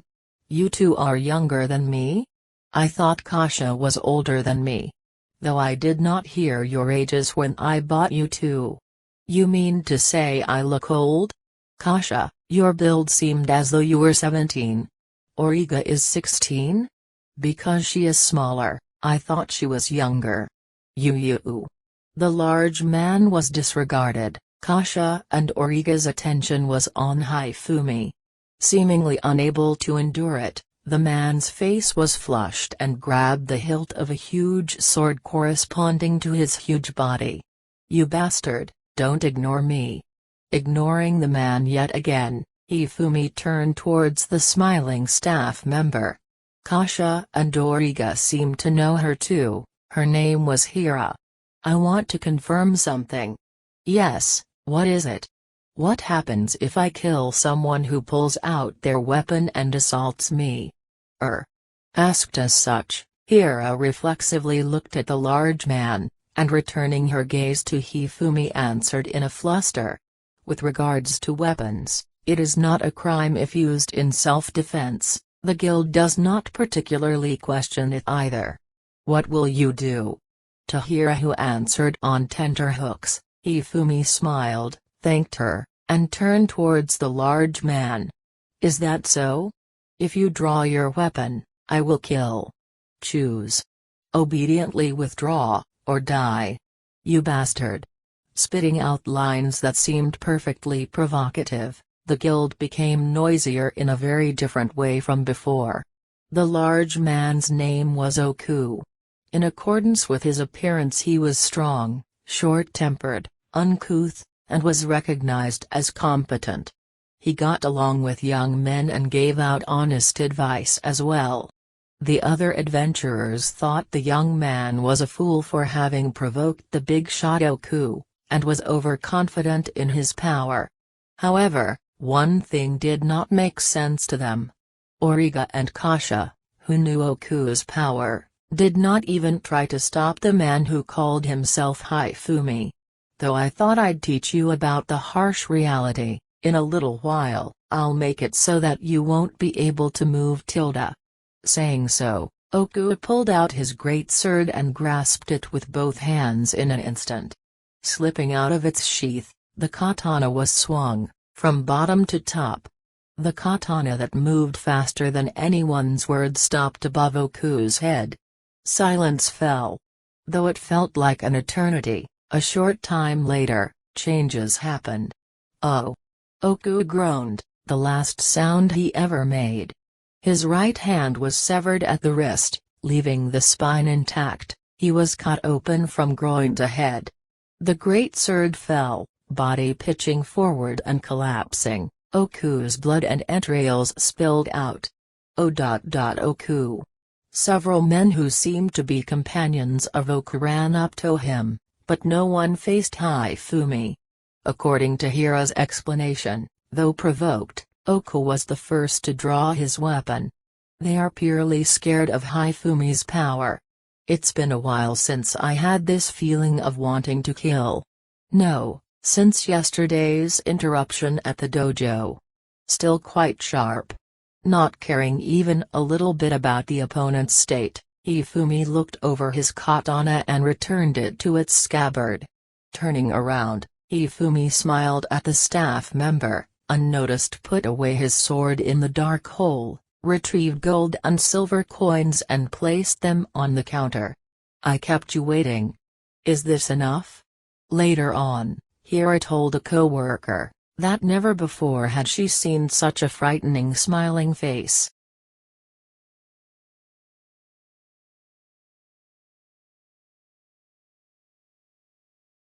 Chapter 10, The Fight Song. After the little disturbance, Hifumi and the other two went towards the board on which requests were posted. Oku's corpse was carried out by his companions, and the floor was quickly cleaned. As expected of people accustomed to fights. The guild did not have any ranking system in particular, so there were no restrictions on receiving requests. Probably because of that, the board seemed to be only roughly divided into subjugation and escort requests, that too, in a disorderly way. Today, since I want to see how you two fight, look for a subjugation request near the town. How about this one? Origa took down a request pinned on the board and read it out loud. A goblin subjugation request. A group of about 10 of them have been confirmed in the nearby forest. The reward is 1 silver coin per goblin. Since you should have killed many goblins, don't worry about the rewards, just take it. Goblins are small, human-like demons about 1 meter tall with dirty dark green skin. Often found in forests or meadows, usually in groups of 5 to 10, though not individually strong. If ganged up on at once, it isn't unusual for novices to die. However, since even the amount obtained after selling their parts is negligible, goblin subjugation is seen as practice for newcomers. Well, it's safe. Then, I will register the request. Looking at Origa, who bowed and took the request to the receptionist, Hifumi thought she was quite like a secretary. Looking at her speaking style and bearing, she seems to come from a good family. Doing something so helpfully and eagerly, Hifumi thought it might be calculated, but did not particularly mind. Receiving the goblin subjugation request, it was decided to buy clothes before leaving the town. Patting his clothes, Hifumi asked the guild staff Hira. Ordinary people generally wore second-hand clothes, and only occasionally bought nicer ready-made clothes. Getting custom-made clothes would be difficult outside the area of the aristocratic bloc. Generally, for clothes made from special materials and demon hide, such as protective gear, I believe armor shops take such commissions. To hear saying so with a slightly strained smile, Hifumi also decided to stop by the armorer's shop that was next to Thorn's before leaving town. What is it? The weapon commission is not done yet. Scowling as usual, Thorn, who was working on something inside the shop, asked Hifumi, who entered. An additional order? Additional? Another weird thing again? Gesturing towards his clothes, Hifumi said, these are clothes used for practice and combat in my hometown. Wearing these makes me feel at ease. Seeing Hifumi's dark blue gi and hakama, Thorn frowned. Is this for combat? It's fluttery and isn't it hard to move around in? The gi's sleeves were long enough to extend below the elbow, the hakama was long enough to almost conceal his feet. Completely opposite to the trousers, hardened boots, and long-sleeved jackets reinforced with iron plates that the adventurers wore. Ah well. For now, I'll need to see the structure of these clothes. Come inside. Shall I just take it off here? It obstructs business. Stop. Behind him, Kasha and Origa, on seeing Hifumi put his hands on his clothes, hurriedly covered their faces with their hands, though they left gaps between their fingers. Finished with the gi's measurements, leaving the raw materials to Thorn, Hifumi put on his gi, and gave the order to prioritize comfort over defense for his new gi. Thorn, who was interestedly watching, thought that the way of wearing these clothes was quite strange. The gi itself can be cut from cloth, since materials like metal or plastic are not used. It is possible to make it even with the current technological level of this world. It seems possible to make the leather lining of the hakama as well, from the great turtle demonic beast. Moreover, I can get another set in other towns as well, thanks to the blueprints. Blueprints? When Hifumi asked, generally clothes were made based on the craftsman's sense for it, and using blueprints to make a large number of identical parts was unheard of. There was no size display for any equipment in the shop either, it was adjusted as required. Since constantly adjusting the equipment would be a hassle during journeys, Hifumi explained the blueprint. I see. Other than the regular patrons, there are a lot of other guys that buy equipment, so making it by hand is not possible. Such a great paper has come into my hands, substituting cloth with leather. As an exchange for the idea, Hifumi's clothes were made for free. Incidentally, the gi and hakama would be done by the next day. Inside the shop, though there are only 5 apprentices, it seems that Thorn is the one that makes the marketed commodities. They finally left the town. Leaving the shopping area, going on past the castle gate, a plain with a highway of bare earth stretched on as far as the eye could see. Hifumi was impressed by the scene which could not be found in Japan. Full of nature. The smell of the trees and plants is heavy. Origa and Kasha, who lived in this world, did not understand his words. Master, let us move quickly. The forest is that way. Kasha, glad to be able to fight after a long time, pointed in a direction away from the highway and hurried on. When Hifumi looked, the forest seemed to start at a certain point on the plain. Walking, it would take around 20 minutes to reach it. Inside the forest, the goblins were witnessed in a place about 1 hour towards the center. Origa informed everyone, after looking at the request. In this world, only a small portion of nobles have clocks. The common people have to rely on the position of the sun, a bell at noon, and their own biological clocks. In some farm villages, even bells were absent. Even if 1 hour is written, since it is the account of the reporter, its reliability is unknown. In the meantime, they arrived at the forest. Kasha slowly pulled out her swords, Origa took out her staff rolled up in cloth and shouldered it. Watching the 2 people pull out their weapons, Hifumi felt weird.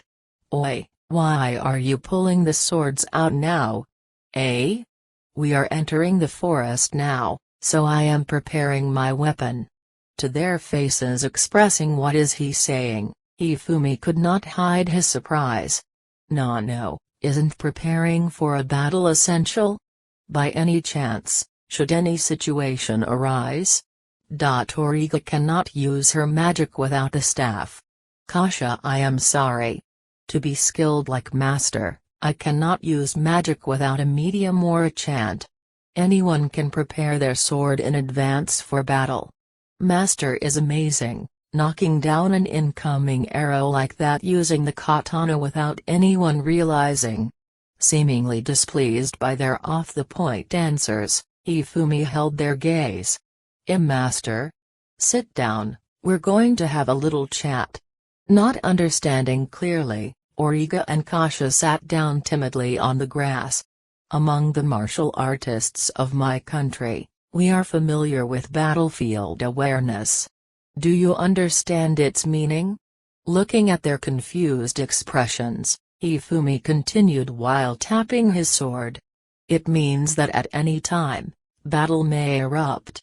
My country is peaceful now. In older times, it was safe in its own way inside towns. As such, the royal capital is also quite safe, but it will be different outside the town. Origa and Kasha exchanged a look. What Hifumi wanted to say had not been cleared up yet. Leaving the highway and entering the forest, one hears that demons tend to show up. However, only heard. What is your reason for something near the town? Do demons wait for you to prepare your swords and staffs? Not just demons, humans are more troublesome. Outside the town, without knowing whether it is an enemy or not, what will you do if suddenly attacked? A little while ago, Kasha referenced the story of me and the arrow. That was in town. The two could not refute Hifumi's words, and silently listened. Kasha. What would you have done if you were attacked with your swords sheathed? Buy time to draw my swords by gaining some distance. For example, a scenario like yesterday's blind alley. That is. Turning his gaze away from Kasha, who was lost for words, Hifumi looked at Origa. Origa, how long would it take for you to cast magic without your staff at the ready? About 20 seconds at the very least. When attacked without the staff, even momentarily fighting with weapons or tools. Leave aside whether you've bought them or not. Can you use them? Have not used them. Origa already had a face that seemed ready to cry. The two seemed to be middle-level adventurers. In other words, they possess basic skills, and common sense of this world and its knowledge of fighting. The standard level of this world was quite average, judged Hifumi. Now that I think of it, the guy from the guild who attacked drew his sword comparatively angrily. It seems that preparing for a fight is a way of thinking for this country.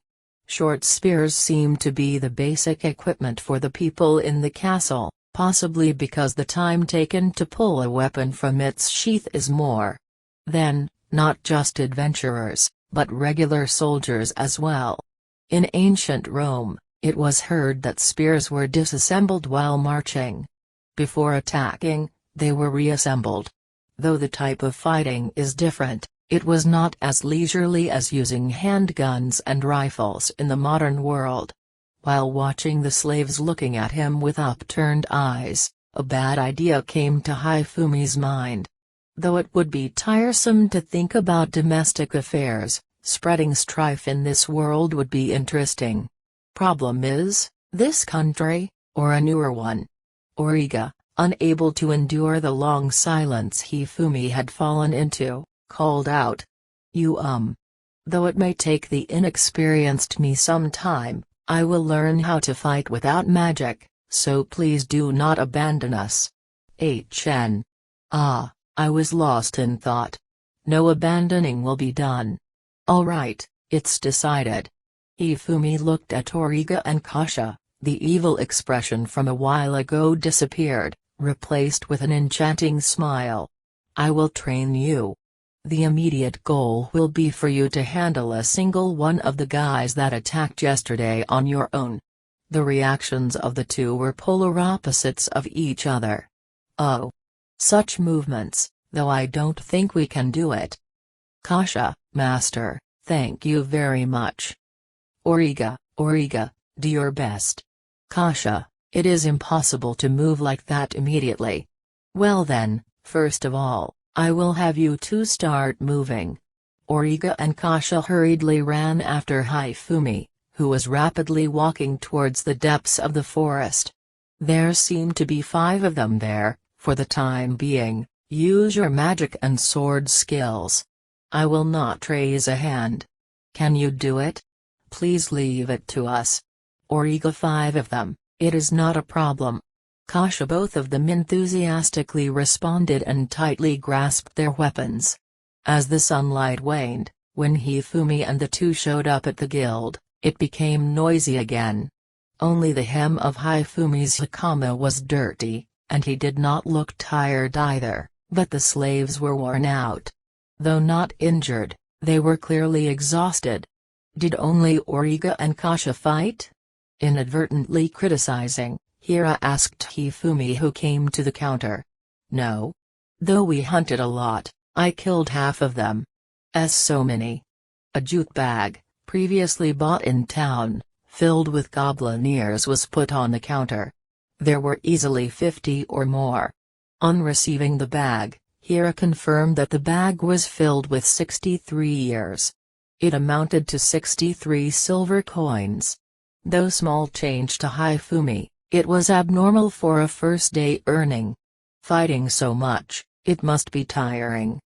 Hira, who had seen Hifumi's power, could not help but believe that he had killed around 30 of them.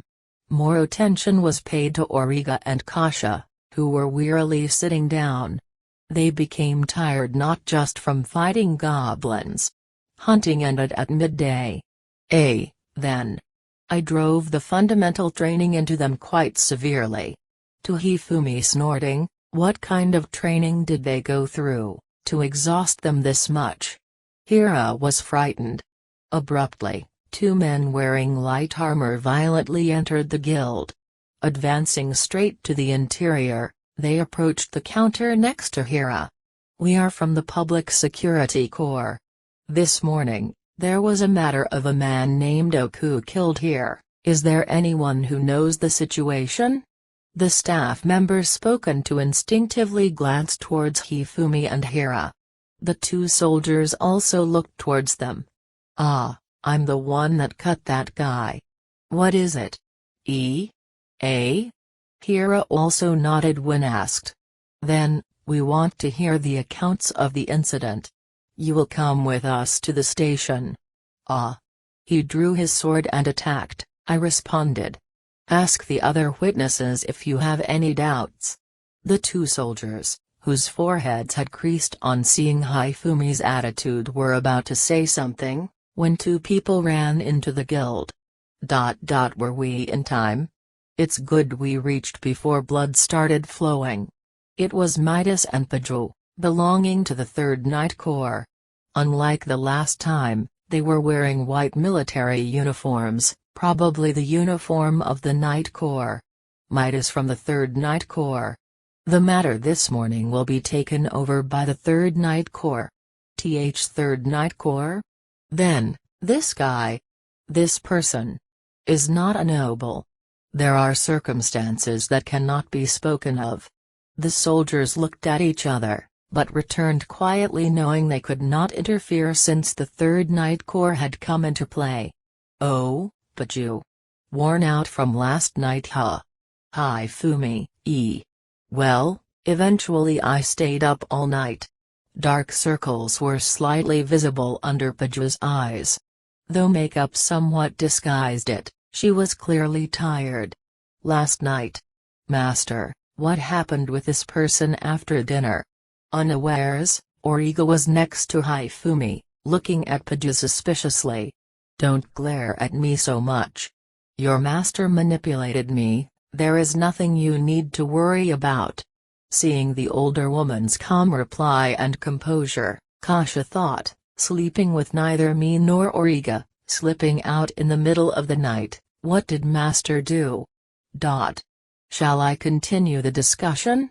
Midas, who was cleanly ignored, cleared his throat, straightening his posture, lined up with Paju and said with an exaggerated voice to Hifumi, concerning the recent significant events, due to the large contributions in the investigation leading to the suspect's arrest, saving Knight Paju, and especially Princess Imeraria's endorsement as well, Hifumi Dano is to be awarded with the Associate Knight title, and also here is the cash reward. Mararia, what the hell is she planning? With a knight suddenly appearing and conferring a peerage, and Hifumi calling the princess without any honorific, Origa and Kasha included, the entire guild erupted into an uproar.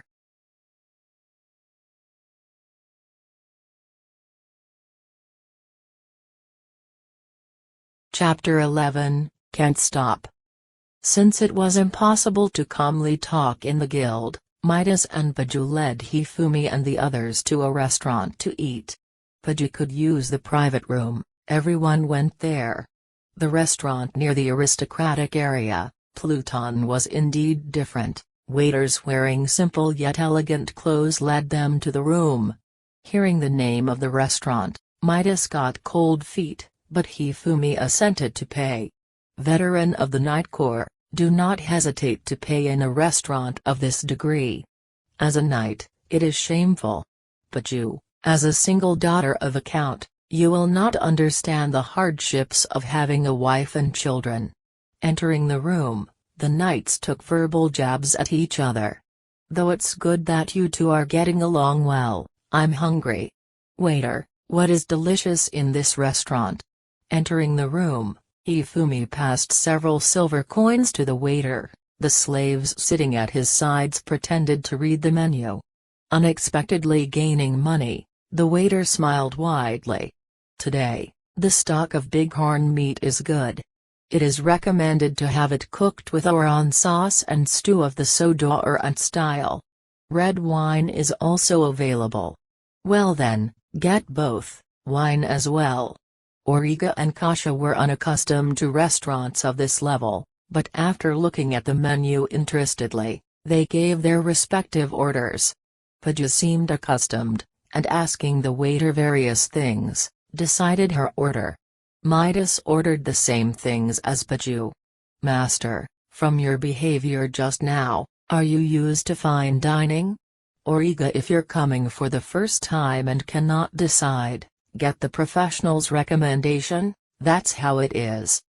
Hifumi, first off, though unable to read the menu, watching Hifumi maintain a serious attitude, Origa felt some respect towards him. So young, but has the character of an adult. I'm a little envious. Paju, Hifumi ignored Paju's smirking, as it would be bothersome. Bighorn meat tasted the same as beef. As the waiter said, the steak was moderately chewy, yet softly melted in the mouth. The sourness of the sauce went well with the meat's delicious sweetness. The dish was a big hit. As for the stew, which contained both vegetables and meat, had a very delicious and complex flavor to it. Kasha, overwhelmed by the delicious food, asked Hifumi for seconds. Pleasantly acknowledging her, Hifumi hailed a waiter. This time the same steak as Hifumi's was ordered. Kind to the slaves, isn't he? Midas Paju had a surprised look on her face on hearing that. Be they slaves or nobles, living as a person is same for everyone. Faces are different, genders are different, strength is different, social standings are different. Even with so many differences, they're all the same when sliced up. Hifumi, though Midas was surprised to hear it, Paju was unperturbed. I too, on joining the Night Corps and slipping into the mannerisms of the commoners, my way of thinking changed. Brought up being taught that nobles are special existences, and protecting the ordinary people is what it means to be a knight. But nothing changes. Being delighted at some trifling good fortune, getting unreasonably angry at something, crying at unexpected misfortune. Thinking about it, slaves are the same. But you, however, please be careful about the matter regarding the Marquis. There are many fanatical people out there who consider being a noble as a special privilege. The majority of them, I think. Nobles in name like me, have smaller territories where the gap between the US and the commoners is small. But you, though people with superiority complexes are occasionally good diversions, they are harmful when left to themselves. For that reason, I think that stimulus like me is necessary to knock down their conceit. It was a joke, Hifumi continued, but the two knights fell silent. Master, do you wish to fight with the nobles? Origa asked the difficult-to-ask question for the knights. Not quite. It's nothing to me if they look down on slaves. As far as I'm concerned, it's only a matter of whether they get in my way or not. Getting an answer that did nothing to reassure them, the two knights were unable to say anything and were just relieved to know there was no hostility towards them. Finishing the meal and drinking black tea, Hifumi got to the point. Then, let me hear what Imeraria has prepared. First is the monetary reward. Midas tensely pulled out a small bag from his uniform. Hifumi checked the contents, there were several silver coins in it. By any chance, is this country poor? You should know the answer to that. Unable to endure, Paju retorted, but since Hifumi did not seem to mind, Midas felt relieved. It seems that the reward being given is a peerage just to keep up appearances. Ah well, not that it matters. Speaking of associate knights, their stipend is non-existent, and there's hardly any change from the commoner's standing. From Origa's words, Hifumi guessed the reason for this action. In short, keeping me in your pocket is scary, but so is me allying with foreign hostile country. Therefore, while guaranteeing personal liberty, giving me an unimportant peerage among nobles will show that I am affiliated with this country. Midas gulped loudly on hearing Hifumi's precise analysis. True, the peerage existed as an honorary title. Depending on the interpretation, it may be seen as Orsongren being miserly. With it, this is to be given as a special favor from Princess Imeraria. Paju took out a rolled-up paper bound with a red string from her uniform. Not parchment, it was proper paper, though strangely thick. I cannot read the characters of this country. Opening the paper passed to her, Origa carefully began to read it. A free travel permit. From the Orsongren royalty, travel of Touno Hifumi and his servants within and outside the country is permitted. Signature of authorization, Imeraria Tori Orsongren. Aside from Origa, who was reading, Kasha too was speechless. Since there are nobles' territories in various places, entering and leaving such places had some restrictions, even peddlers and adventurers were strictly scrutinized. Even more so if traveling to another country. It's usually said that farmers and the like spend their entire lives in the towns and villages in which they were born without traveling. However, anyone with the royal family's permit cannot be stopped, regardless the number of people traveling. It's an extremely high-level protection. However, it is only useful within this country. In a hostile country, far from not being able to enter, there's the possibility of being attacked.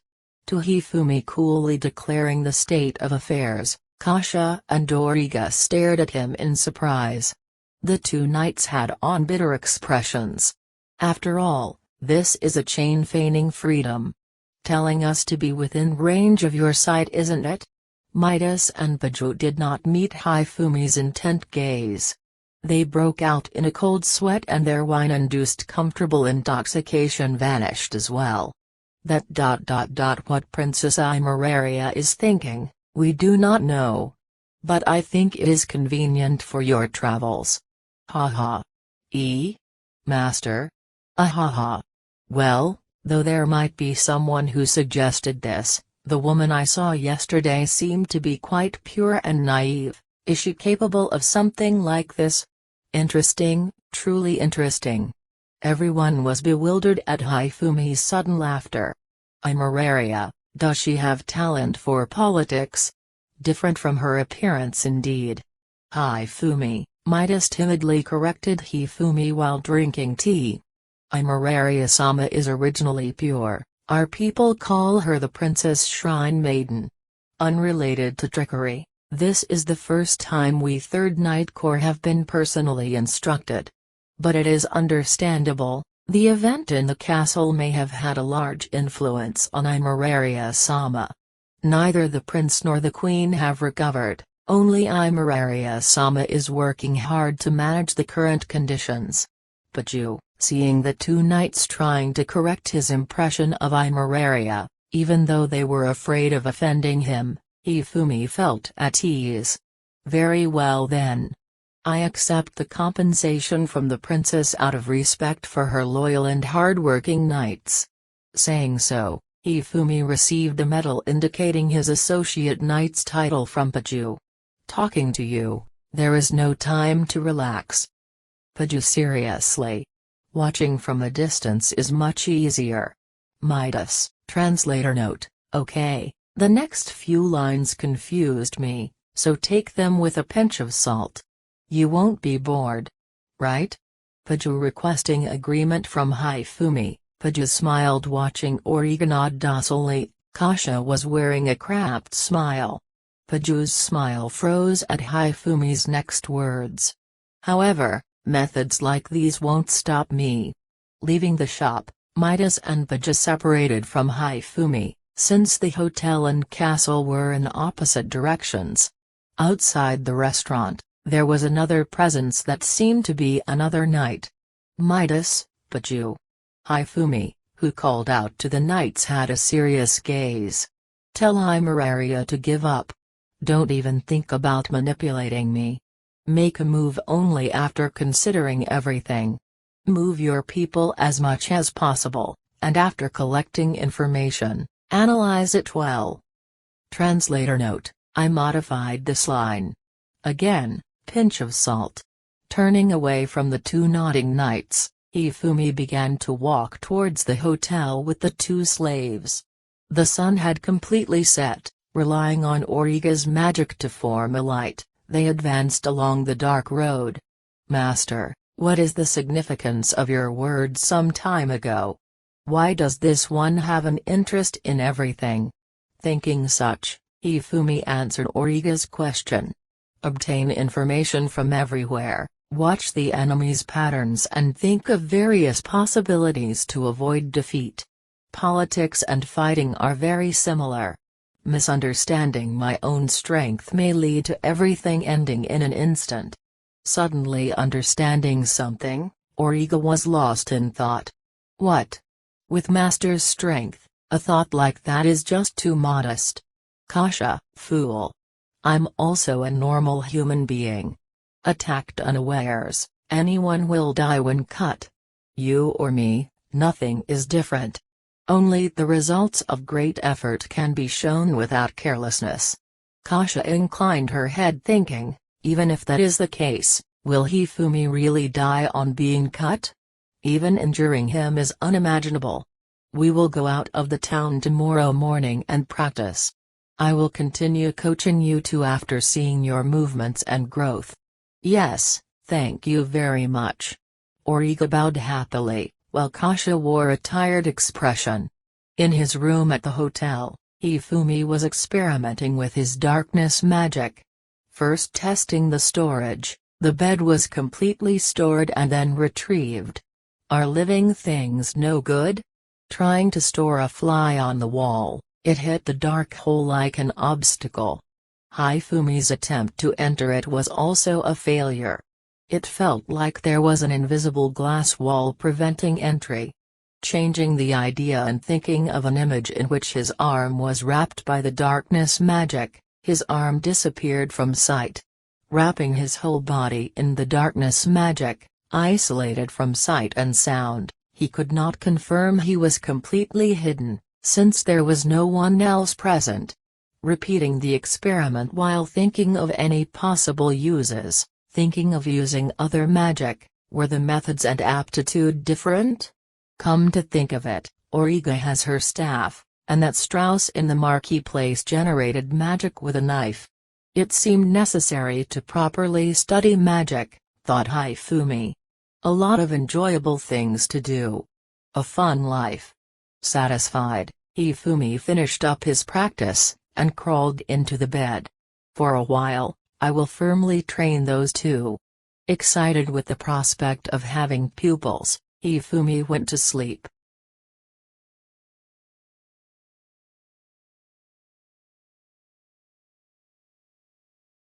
Chapter 12, Makes Me Wonder. It was the third day since Hifumi had registered in the guild and Origa and Kasha's practice had begun. The newly made gi from demon hide was quite comfortable, without the stiffness a new uniform usually has, and was easy to move around in. It was quite expensive though, thought Hifumi. Practice had just started, Origa aside, Kasha too was diligently making efforts. Finally reaching the guild, the two women silently fell onto a table, completely drained. The others in the guild were used to seeing these kinds of situations now. Contrary to the two exhausted people, Hifumi relaxedly stepped to the counter and passed over the bag containing the trophies with a practiced movement. "Thanks for your work. We've received the stone boa request today. Hira, only the poison glands containing the petrification poison have been stripped off. About 50. Then, I shall confirm." Hira decided to ignore the absurd amount that Hifumi hunted. Speaking of the stone boa, it was a demon usually not longer than 3 meters with a stone body that blades had no effect against.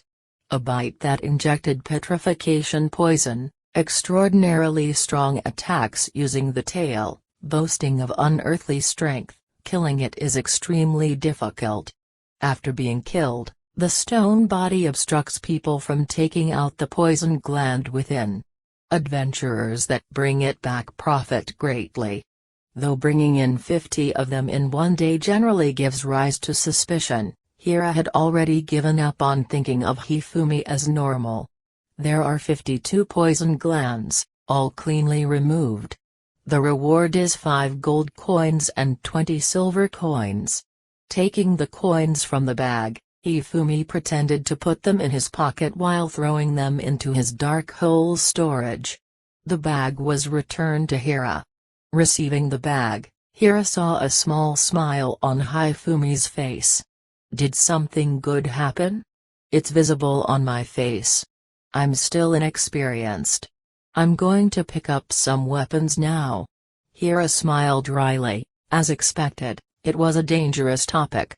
Rather than resting in the guild, after waiting for Origa to be able to move a little, they went to Thorn's shop to get the ordered weapons.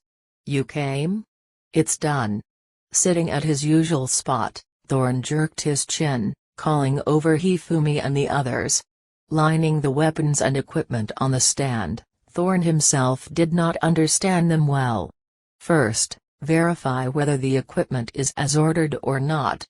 After that, try them out in the testing ground in the back. I too want to see how to use it. There was a gauntlet to be used by Hifumi, a cross-shaped shuriken, and a suntetsu. In the future, fights with demons would multiply, and he wanted to avoid touching the opponents. However, the gauntlets in this world were unrefined, clunky and excessively hardened. Hifumi, who disliked the resultant restricted wrist movement, decided to have a custom one made. Hifumi put on the gauntlet, moved his wrist about to confirm its flexibility. "Feels good. Not hampering movement, and the hardness is nothing to criticize. Although I complied with what you said about the gauntlet, such thin leather and iron sheets will protect nothing." Snorting through his nose at Thorn, Hifumi picked up the other equipment and checked the balance and weight. The shuriken and suntetsu are in good condition. If you're worried about how to use the gauntlet, it's better to watch it in action. Guided by Thorn to the back of the building, they headed into a vacant lot. In the center of the lot was a thick pillar about 0.5 meters in diameter which had traces of several slashes. "Kasha, draw your sword and slash at me. Don't hold back." Kasha smoothly drew her sword. In the heavily practiced drawing movement, a chance was quickly lost. Watching it, Hifumi reflected that there was still a long way to go. "Don't blame me if I cut you, master. Say lines like those if your attacks actually hit me." Imperceptibly, the atmosphere around Hifumi grew colder. Kasha prepared to use her sword seriously. Leaving aside whether a slave pointing a weapon at their owner was right or wrong, the first thing on the day's practice menu was single-mindedly attacking Hifumi. No strike connected, of course. Suddenly putting power in her feet, Kasha sprung forward, bringing down her sword in a straight line, not hesitating as a result of experience. So easy to read, thought Hifumi. Hifumi raised his left arm and smoothly averted the powerful sword strike aimed at his neck. The sword slash hit the ground. Hifumi lightly headbutted Kasha's forehead. A dull sound rang out. Exclamation mark, "It hurts tilde. I've said this many times. Overexertion destroys balance. You're not wielding sticks, they're edged weapons. I've taught you this many times," Hifumi said flatly to Kasha, who was rubbing her head with teary eyes. "I see. Not taking the strike head-on, using the gauntlet on the sword side to redirect it. Skillfully done. Thorn, it's a normal technique from my hometown, not opposing the opponent's power, but using it against them instead. Then, show me how to use the next weapons." Showing deep interest, Thorn excitedly urged him on. "Then, this is called a cross shuriken, of the throwing type. Like in Hifumi's blueprint, the shurikens were cross-shaped, with a blade in each direction. Throwing type? Thrown weapon, huh? A bow would be better than a hand-thrown weapon. That's what you think?" Hifumi threw the shuriken at the pillar to refute Thorn's doubts. The shuriken deeply embedded itself in the pillar with a gotsun. For shorter distances, rather than knocking an arrow, aiming and firing, this is much faster. Certainly, master can throw from the elbow in an instant. With that speed, any skilled magician's magic would not be in time. Origa, looking at the embedded shuriken from various angles, Thorn gave a low groan. Though it seems to have been thrown lightly, it's tightly lodged in. Though unlikely to mortally wound without excellent control, even if it sticks in an arm or leg, the opponent will be greatly weakened. That is so. Throwing and hitting something is easy. On the other hand, shallow wounds will only cause an opponent to flinch. They are weapons to create opportunities to escape. Origa. Called forward, Origa was handed a shuriken. "Use this. Is that all right? Originally I was going to use it, but you use it now. We spoke before about fighting without magic. Practice with this so as to recover from situations not in your favor. First of all, aim at a place 5 steps away. I will also teach you the method of throwing it." "Yes. Thank you very much." "Not for me? Kasha, first handle your sword more skillfully." "Che," muttered Kasha, still rubbing her head. "Then, how is this used?" Thorn asked, holding up the suntetsu. It consisted of a cylindrical metal rod with a ring attached on the body for a finger to pass through.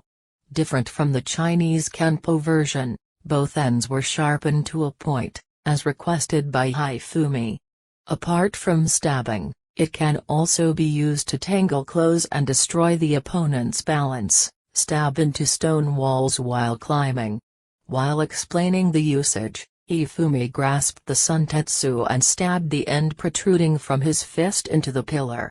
A piece of the pillar fell off, exposing a sorry figure. Since all the power can be concentrated at one spot, with enough speed, even if power is lacking, bones can be crushed. Unlike fingers, there is no fear of fingernails peeling off while using it to hang from somewhere. Easy to make, yet surprisingly convenient weapons. Testing the suntetsu, Hifumi nodded contentedly and passed Thorn the money. "It's too much.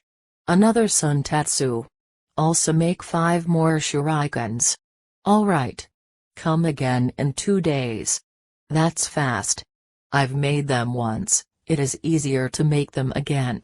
For the next few days, Hifumi made Origa and Kasha constantly practiced. Hunting demons as practice targets, every day was nightmarish. Today, Origa was trying hard to hit a runner rabbit with the shuriken. Hifumi had given her challenges like kill one after a strike to the neck, without fail strike it while walking or running, from morning, strike and kill 10 of them. She had walked around for about 2 hours, but they escaped every time on sensing her footsteps and breathing. Barely grazed, far from fatal wounds, even ordinary wounds weren't accomplished. The time limit was in an hour. Achieving the target did not seem possible. Not having hit a moving target, Origa cursed her previous self-confidence and wanted to hit herself for answering Hifumi's challenges with a proudly puffed-out chest. Translator note: we're talking about pride here, guys. I did not think moving targets would be this hard to hit. Hasty movements are sloppy, excessive noise makes them run away. Origa was miserable, with a face ready to cry at any moment. In such a case, I cannot face master. Calm down. Breathing roughly while looking for prey, abruptly, her head was hit. She didn't notice anyone nearby at all. Master. Facing someone she did not want to meet at that moment, Origa did not know what kind of face she was making. Hifumi smiled dryly. What an awful face. Prowling with a blood-curdling face like that, timid guys will immediately run away. To say she had an awful face, Origa almost cried for a different reason. Abruptly, Hifumi patted her cheek, almost causing her heart to stop. When throwing the shuriken at the tree, loosen your expression, do it more comfortably. Don't just throw it. Aim at a spot beforehand and then throw it like I taught you. Why yes. There is still time. Focus on the tree, and hit it. Origa realized she had slightly calmed down. Breathing deeply, she gripped the shuriken slightly more comfortably, and began to walk forward. Though her face was red, her emotions were stable. Kasha found herself near a large tree, practicing sword draws, frontal strikes and sword returns to the sheath. Strength no longer filled her arms as a result of endlessly repeating it. Still, she drew her sword while taking a half step forward, stepped forward 2 steps while shaving off the tree's bark while slashing downwards, and returned the sword to the sheath while stepping back. The sheaths housing the 2 swords were affixed to her waist by metal fittings, leaving enough play to maneuver. The previous slow draws were gone, now it was possible for her to draw in a fluid movement. That's good enough. Hifumi called out. Kasha collapsed on the ground, drenched in sweat, spread-eagled. Tyreed, drink water properly. When moisture is insufficient, movement becomes duller. Don't drink too much though. Taking the wooden flask, Kasha drank some, splashed herself with some of it, and with a refreshed expression looked at Hifumi. How's that, master? I think my form is considerably good. Kasha had single-mindedly absorbed the footwork learned from Hifumi, resulting in the current movements that made her hips the core. You've done well in a short while. Thanks to your hips twisting for stability, the need to brandish your swords is gone. Hips twisting. Saying it like that is dirty. The heck? Leaving that aside, next is a mock battle with me. Don't look at me like that, we're using wooden swords. On hearing about the mock battle, Kasha glumly took the 2 wooden swords passed to her. The wooden swords were the same as her original ones, about 70 centimeters long blades. Hifumi too took 2 swords with about 30 centimeters difference in length between them and faced her. Master, the lengths are different. Pay attention. I will demonstrate the true usage two swords. Translator note: I'm pretty sure he's referencing Masayoshi here. Both my arms are now in better condition. Even if Master is the opponent. Here I come. Dodging Kasha's swords, Hifumi's longer sword abruptly changed direction to parry. At the same time the shorter sword drove into Kasha's side.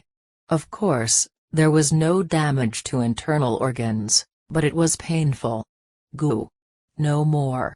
The two swords simultaneously drilled forward, the longer one suppressing Kasha's twin swords, while the shorter one struck the pit of her stomach. Unable to breathe, Kasha dropped the swords and fell over. Think about the advantages of two swords. You lack the skill to wield two swords with a scary atmosphere. The movements today. It is the basics of the basics. Do it again and again for the body to remember. That's a dirty way of saying it. Stop playing the fool and quickly get up. They were repeatedly instructed again and again. Unbeknownst to them, Hifumi had obtained another demon hunting request. Like this, when evening fell, the two exhausted slaves were finished. That reminds me, eventually, I want to leave this capital city. While seated for dinner, Hifumi unexpectedly said, "Is there a place Master wishes to go?" Origa asked, stopping her spoon. "Before I want to go anywhere, I don't know the geography of this world. Aren't there maps? We can receive simple maps in the guild, I think? Is that so?" Putting the steamed meat with slightly salty sauce and vegetables in his mouth, Hifumi thought about it for a while. "Well, we'll gradually go to another town and country." Hearing Hifumi's decision, Origa and Kasha exchanged glances. The two had a common intention in going to another country.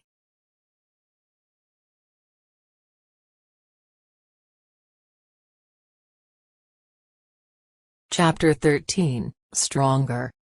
In the end, Origa and Kasha said nothing to Hifumi, or rather, it was impossible for them to say anything. From the slave's point of view, it would be unreasonable to get their master involved for the sake of their revenge, so the two decided not to ask him. Origa had sworn to become stronger and take revenge, following Hifumi's relentless training energetically.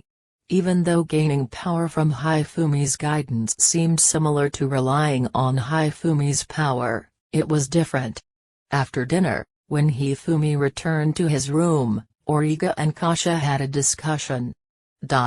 Certainly, as Origa said, depending on Master one way or the other doesn't feel right. Falling back on the futon while relishing the feeling, Kasha agreed. A soft feeling is kind towards a tired body. In retrospect, their current hotel was better than the ones they used to frequent as adventurers. In spite of being slaves, their living conditions had improved. Kasha smiled at the irony. Being able to choose what to eat, how much to eat, is it thanks to the extreme practice that their figures were maintained? On the contrary, it feels like their figures had tightened. But if this continues, we'll never get our revenge. Master is kind. On getting an opportunity, he will listen to our request. Though that's what I think. Origa, he is certainly kind. Kasha, he doesn't hesitate to kill those hostile to him, regardless of their standing or authority. Conversely, he is kind to those he calls family. The two slaves can also live life without discomfort. There is neither abuse nor sexual assault. Origa, sitting on the bed, brushed her pale green hair. Combing her freshly washed beautiful and lustrous hair, even Kasha of the same sex was charmed. Generally slaves are lucky if they can occasionally bathe with cold water. We can wash our bodies every day with hot water, can also buy and use everyday necessities. Objectively seen, he's a kind master, thought Origa. But something caught in Kasha's chest. not complaining the slightest and thankful for the good treatment. Kasha frankly admired Hifumi's personality. Substantially different from those she encountered till now. "What's wrong?" Tilda, "It's nothing. My weariness was easily relieved by resting while cleaning myself." Kasha showed Origa a smile, who seemed to hold goodwill towards Hifumi, while worrying pointlessly. "It's time for bed. We have to expect Master's severe training starting tomorrow morning again." "You're right. Have a good night." "Good night." Somehow, her real worries lie in how not to hurt her best friend's feelings, Kasha prayed in her heart. The next day, Paju, who was wearing a uniform, went to the dining room where 3 people were eating their breakfast. "There is a report on the marquee from a few days ago, is that fine?" "Yes." "Excuse me then." Since Origa was sitting in front of Hifumi, Paju naturally went to sit down on the vacant seat beside Hifumi. Paju quickly confirmed that the surrounding people will not overhear her. She pulled the chair silently. A considerable number of documents in the Marquis mansion were been burnt by the fire. But the documents that I salvaged revealed a lot of information. They're smugglers. Actually, a trading company was established under a different name for that purpose. We are now investigating the premises of the trading company. During these past few days, the Third Knights Corp and the Public Security Corp have been investigating together. They discovered a building a ways away from the commercial area of the royal capital, registered under this trading company. But when the combined force of both corps entered the place, it was completely abandoned. "So why did you intentionally tell me this?" "Because you were involved in this. Though the Marquis attempted murder was stopped, the money made from smuggling was used for political maneuvering within the imperial court. The Marquis' son, the knight that you killed during the audience with the king, was able to enter the Imperial Knights Corp at a young age.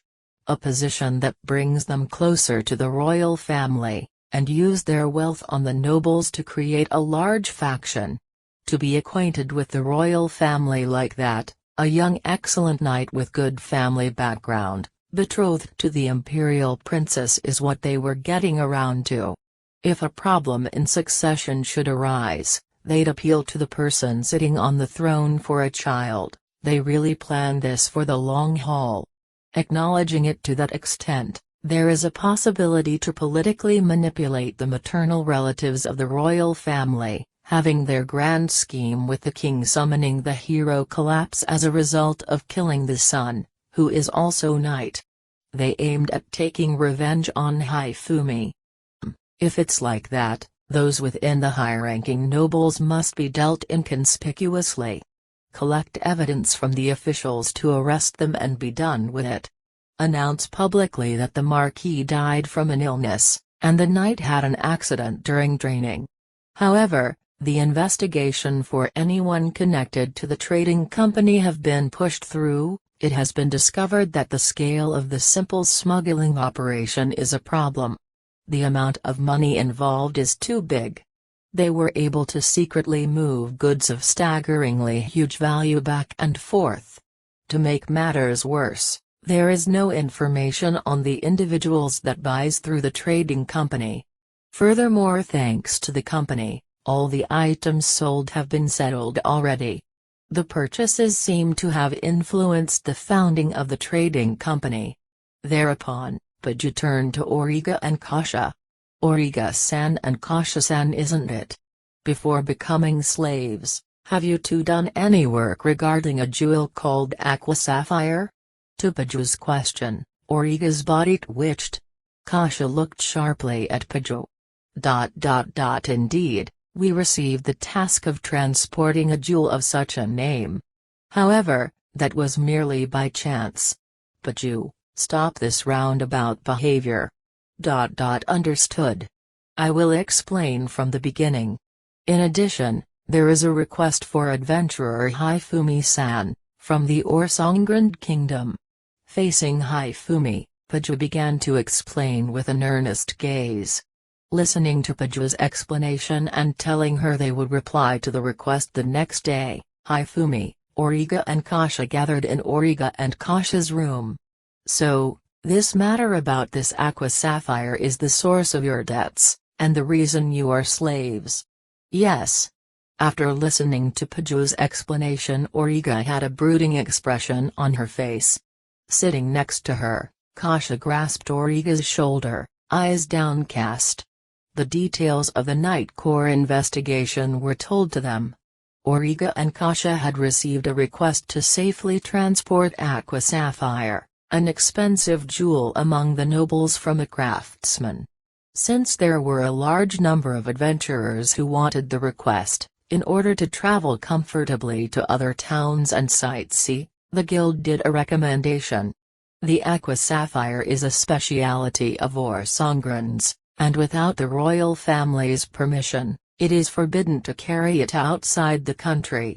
Because of its extraordinarily high price, from the time it is collected, processed and then sold, reporting its whereabouts is essential.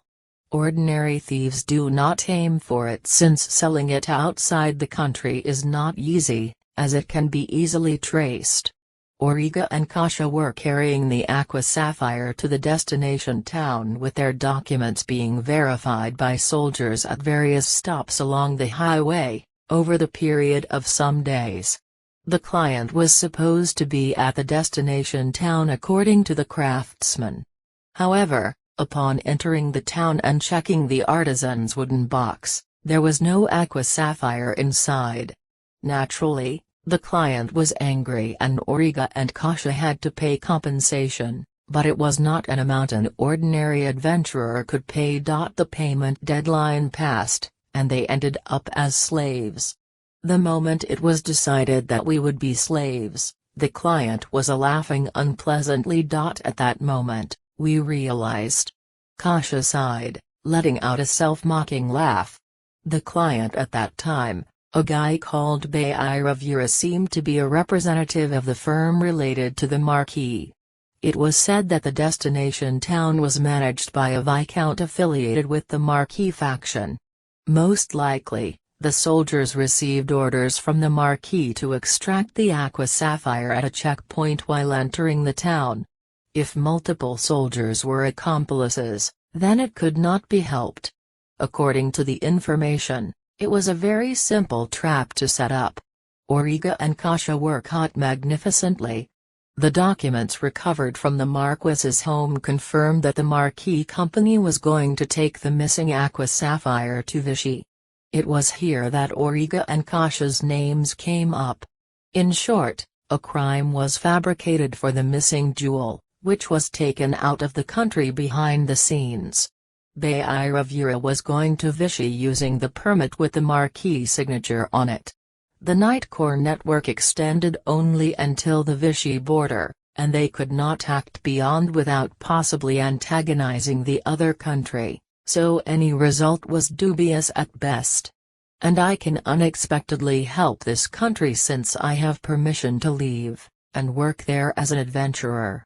The contents of the request that Paju brought was to find Bairavura in Vichy, and investigate the other party associated with this scheme.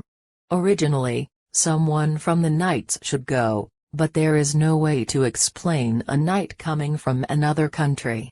If it's Hifumi, it is possible since it is not uncommon for adventurers to cross borders for work. Even though he has a peerage, that title is not used in other countries. This was requested to the guild, and they nominated Hifumi, who understood that it was an appeal from the country without any tricks. Well then, what to do? On that note, the incident involving Strauss of Harant momentarily came to mind, but was left aside as it was not as important as the Vichy situation. Unable to decide where to go, Hifumi thought of this opportunity as a good chance to explore Vichy. The kingdom will prepare a horse and carriage. He wanted to fight other people as well, not just ones from Orsongrand. For the two of you, it's an opportunity for revenge, how about it? When Hifumi asked the question, Origa, who had fallen silent at the beginning, sitting on the floor, bowed her head. "Master, please forgive me for saying such a selfish thing. If it is possible, the chance to take revenge." Not waiting for Hifumi's reaction, Origa began to talk as though a dam had burst. "At that time, if I had not rushed Kasha and confirmed the contents of the box properly. Because of me, Kasha got dragged in. I have never forgotten that moment. Receiving weapons from Master, being instructed in fighting, practicing, all thanks to Master. To compensate, even if Master kills me, I will not regret it. So please let me take revenge." "Origa, you still cared about that thing. I never regretted pairing with you. I have never held you as responsible for what happened that time." Seeing Origa crying her eyes out, Kasha was unable to hold back her own tears. To Kasha sitting on the floor and earnestly asking while lowering her head, Hifumi said, "Origa, tell me clearly. This is my revenge. Without it, everything is meaningless. It is our revenge, Origa." Kasha. "Well then, shall we go?" To Vichy. Towards the master's decision, Origa lowered her head again, but to the next words, their eyes became dots. "Personal battles stack up good experience." Experience. Seeing the bewildered Origa, Hifumi stood up and laughed. "Put simply, the culprits causing trouble for my slaves are the ones pulling the strings. Others will come to try and kill you to tie up loose ends. Feel free to kill them without reserve. For a hidden investigation to go smoothly, causing a disturbance." Kasha inadvertently retorted. "In 1 week, I will drive in the basics of personal combat. Origa, review the use of the shuriken and magic carefully. I will also coach Kasha very strictly. Also, we have to prepare for travel, we'll be very busy." Hifumi left the room first to start preparing, the two watching him leave in blank amazement.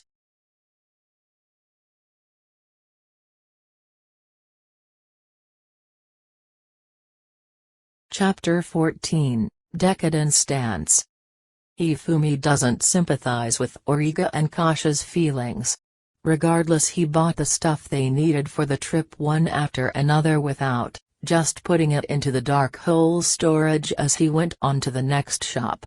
Origa and Kasha seemed to have been in a bad mood, answering Hifumi's question about traveling in this world in rapid succession, while busily choosing different merchandise.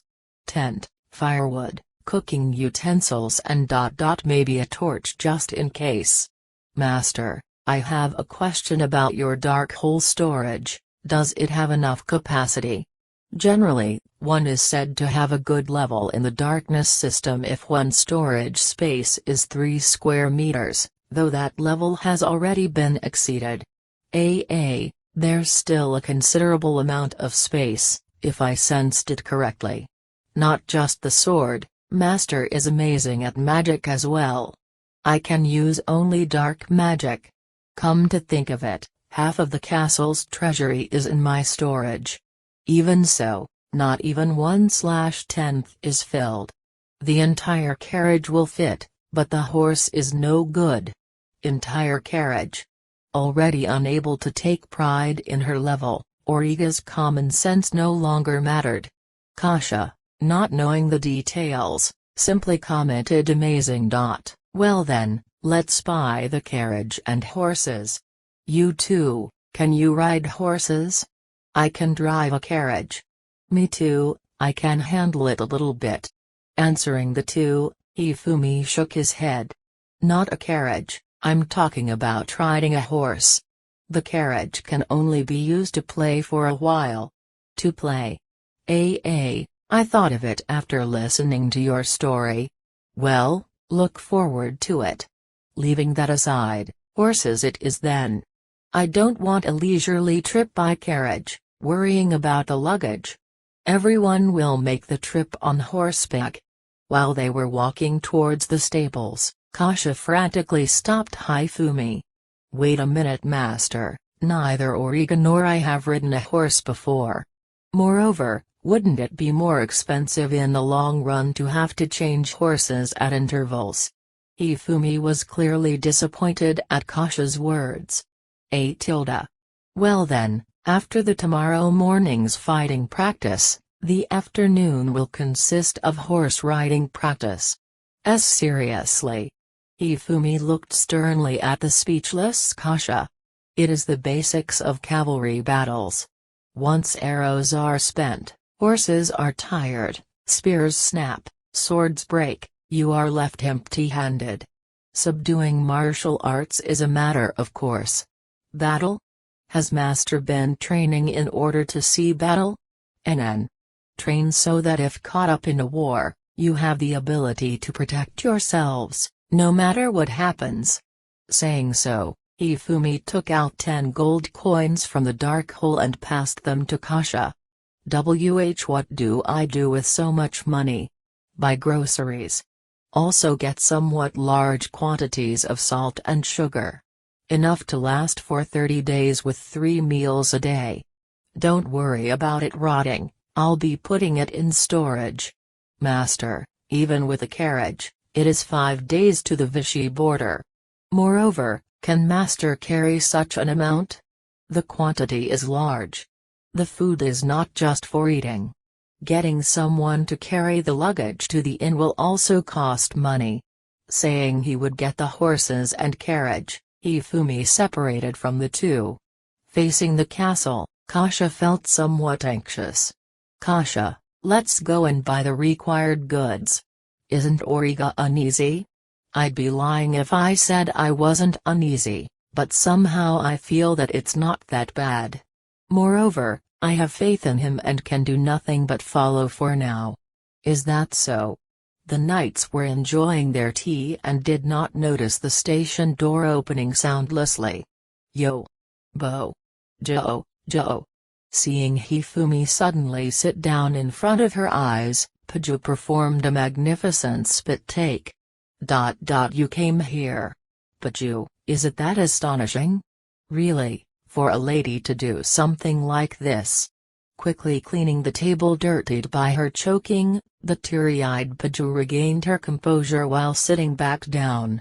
Since there are factions that are hostile to you, I did not want you to come here. I only remove those who get in my way, so it's fine. Hearing him say it's fine, Paju sighed, telling the lady attendant of the station to bring 2 cups of tea, since the contents of her own cup was gone. The other knights listened at a distance. So, why the sudden visit? Horses and a carriage. Regarding the request you brought, regarding the country making the preparations? 3 horses, I'd like to choose them. Is the carriage unnecessary? No, though we will be primarily riding the horses, we'll use the carriage occasionally. Prepare a carriage with a canopy, drawn by 2 horses. Seeing Paju's dumbfounded face, Hifumi smirked, the corners of his mouth rising slightly. Wetting his throat with the tea, Hifumi spoke. Though trifling, for example, the Viscount in the Marquis faction, what about him? Viscount Haganti. The relationship between the Viscount and Marquis was said to be an open secret of high society, though there were some business dealings, there was no public connection. Therefore, after Marquis Raglan was arrested, Viscount Haganti was not charged with any crimes. Viscount Haganti governs the territory near Vichy, though his martial prowess is non-existent, he was said to be shrewd man. What is the name of the town where the incident happened? The town of Fukuoka. It's halfway to Vichy. What do you intend to do there? I just want to play around and have some fun, Paju scowled when Hifumi didn't answer her directly.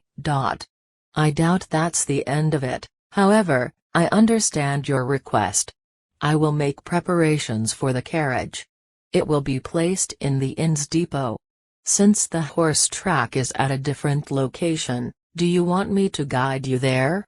Please do. Paju stood up at Hifumi's answer. A big guy near her side wearing an armor of the Knight's Corps called out to her. "Is that the guy that the announcement said we're forbidden from antagonizing? The one favored by the princess? What do you want, Gothras? I don't have any business with you. I do have business with that kid. His height is around 180 centimeters, even with the armor you can see the train muscles." Having a beard on his face, he was grinning while glaring at Hifumi. "Wait. Do you have anything to say to him? Imari-sama instructed us not to do so. I'm not going to be hostile. I just want to see a little bit what kind of guy he is. What's so good about a gangly brat like him? This will make 3rd Night Corps lose face. Does he look that strong to you?" Blatantly insulting, for Paju it was an insult to the 3rd Night Corps, not to Hifumi personally but to the Night Corps itself. An act that can potentially make you a traitor to this country. As for the other knights who were inside the station, they were keeping their distance and watching the situation.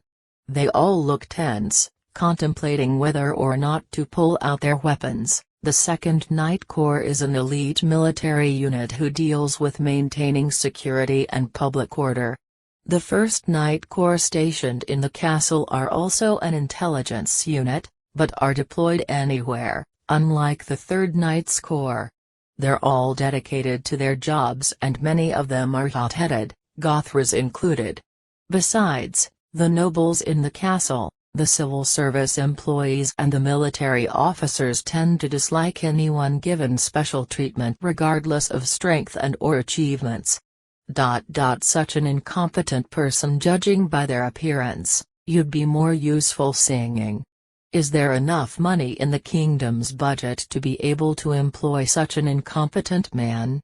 Hifumi's question was directed towards Paju, completely ignoring Gothras. By the way, regarding the financial situation of Orson Grand, the Prime Minister has taken control of the national assets and a few works of art were sold. Incompetent, you say? This brat got arrogant from having a preferential treatment. Princess Pet. Gothras wasn't able to finish his sentence as he fell down in one knee while shaking his head. You can't even avoid an attack of this level. You might not even understand it. You're weak and stupid. A light blow of striking under the chin with a thrust of the palm is enough to make someone dizzy and unable to stand. The other knights didn't understand what just happened, they're completely confused and don't know what to do. Let's go, Paju. What? Wait. Facing Hifumi, who turned around, Gothras stood up unsteadily while drawing his sword out with his shaky hands. Paju, yes. Did that guy pull out a sword? What would you do? Paju was momentarily confused, but she realized that it was Hifumi's timely assist. She shouted out to all the surrounding knights. Everyone, draw your sword. It seems they are trained properly. Everyone who heard Paju's voice pulled out their sword and took a stance. That's right, Paju. Us knights must not be underestimated. We have to teach this guy the difference in our positions. Gothras grinned, but Paju gave an order that is opposite of what he expected. Everyone, surround Gothras. Arrest him in violation of the order given by Imararia-sama. What? Barely recovered from his dizziness, Gothras opened his eye wide and glared at the nearby knights, but it's already too late as he was already surrounded. He stared at Paju with killing intent. You traitor! It's you who is the traitor, Gothras. Those who defy the order from the royal family for selfish reasons are not suitable to be knights.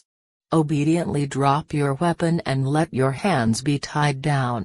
Clenching his teeth as he trembles in anger towards Hifumi rather than Paju, Gothras recklessly attacked. Gothras! What did you say, bastard? He was able to shake free from Paju's restraint in one blow, went past by Hifumi's front but was knocked down to the floor. Ah! What are you doing? Hifumi visibly trampled on the body as he went down. This messed up Gothra's sense of distance. He slashed towards him, hitting nothing but empty air. Hifumi stepped on the sword, grasped a small blade and thrust it into Gothra's elbow pit, through the thin muscle. With his arm incapacitated, he dropped the sword, then the pommel of the small blade was driven through Gothra's forehead. Gothra's eyes turned white as he fell down. The knights tied him up immediately. I entrust the cleanup to you. You have our gratitude. Paju bowed down elegantly at Hifumi's remark while he returned the small blade to his breast pocket. And so? Yes. While still bowing down, Paju was nervous at what he was going to say. If he is going to vent his anger, she can't stop him from meeting Imeraria to personally scold her. Please teach my slaves, Origa and Kasha, how to ride a horse tomorrow. Watilda. It's my pleasure to instruct them. It's good that you willingly assent. Because those girls are quite strong, you might as well be strict to them for a week. Thinking that it was all about work, Paju dropped her shoulders in relief. Then during these 7 days, it is very harsh for Origa and Kasha. During morning, Hifumi lectures them on how muscles are connected to the human skeletal system, while tormenting them during practice. Particularly, Paju's fighting spirit was unusual. While constantly changing horses, she was able to force the knight's horse riding training course, which usually takes 30 days, onto them in only 7 days. Thus, the afternoons became completely free time for Hifumi, so he went shopping, and requested new weapons from Thorn. Tools and food are okay. Now to select a horse. Ah, I know. Hifumi walks around town while confirming the contents of their luggage. He suddenly stopped and turned around. He called out a young man. Hey, I want you to relay a message to Paju or Midas. How did you? I immediately knew based on how the knights walk. It's good for me if you're trained in marching, but you have to think about it a little more if you want to blend in. While wearing the expression of smiling while crying, the young knight remembered what Midas said to him: if you are exposed, be at ease. I understand. What is it that I need to relay? Since I was already paid, there is something I want you to prepare. The knight took out a piece of parchment from his breast pocket, prepared his writing materials, which were pieces of charcoal wrapped in cloth, and got ready to write. 1 aqua sapphire. Many have appeared on the market, so this size must be excellent. Certificate of purchase under my name with authorization letter from the kingdom. Why these things? The person who profited by swindling the partner, he's quite the one-trick pony. That's why those who stop thinking are useless. Hifumi looked towards the castle.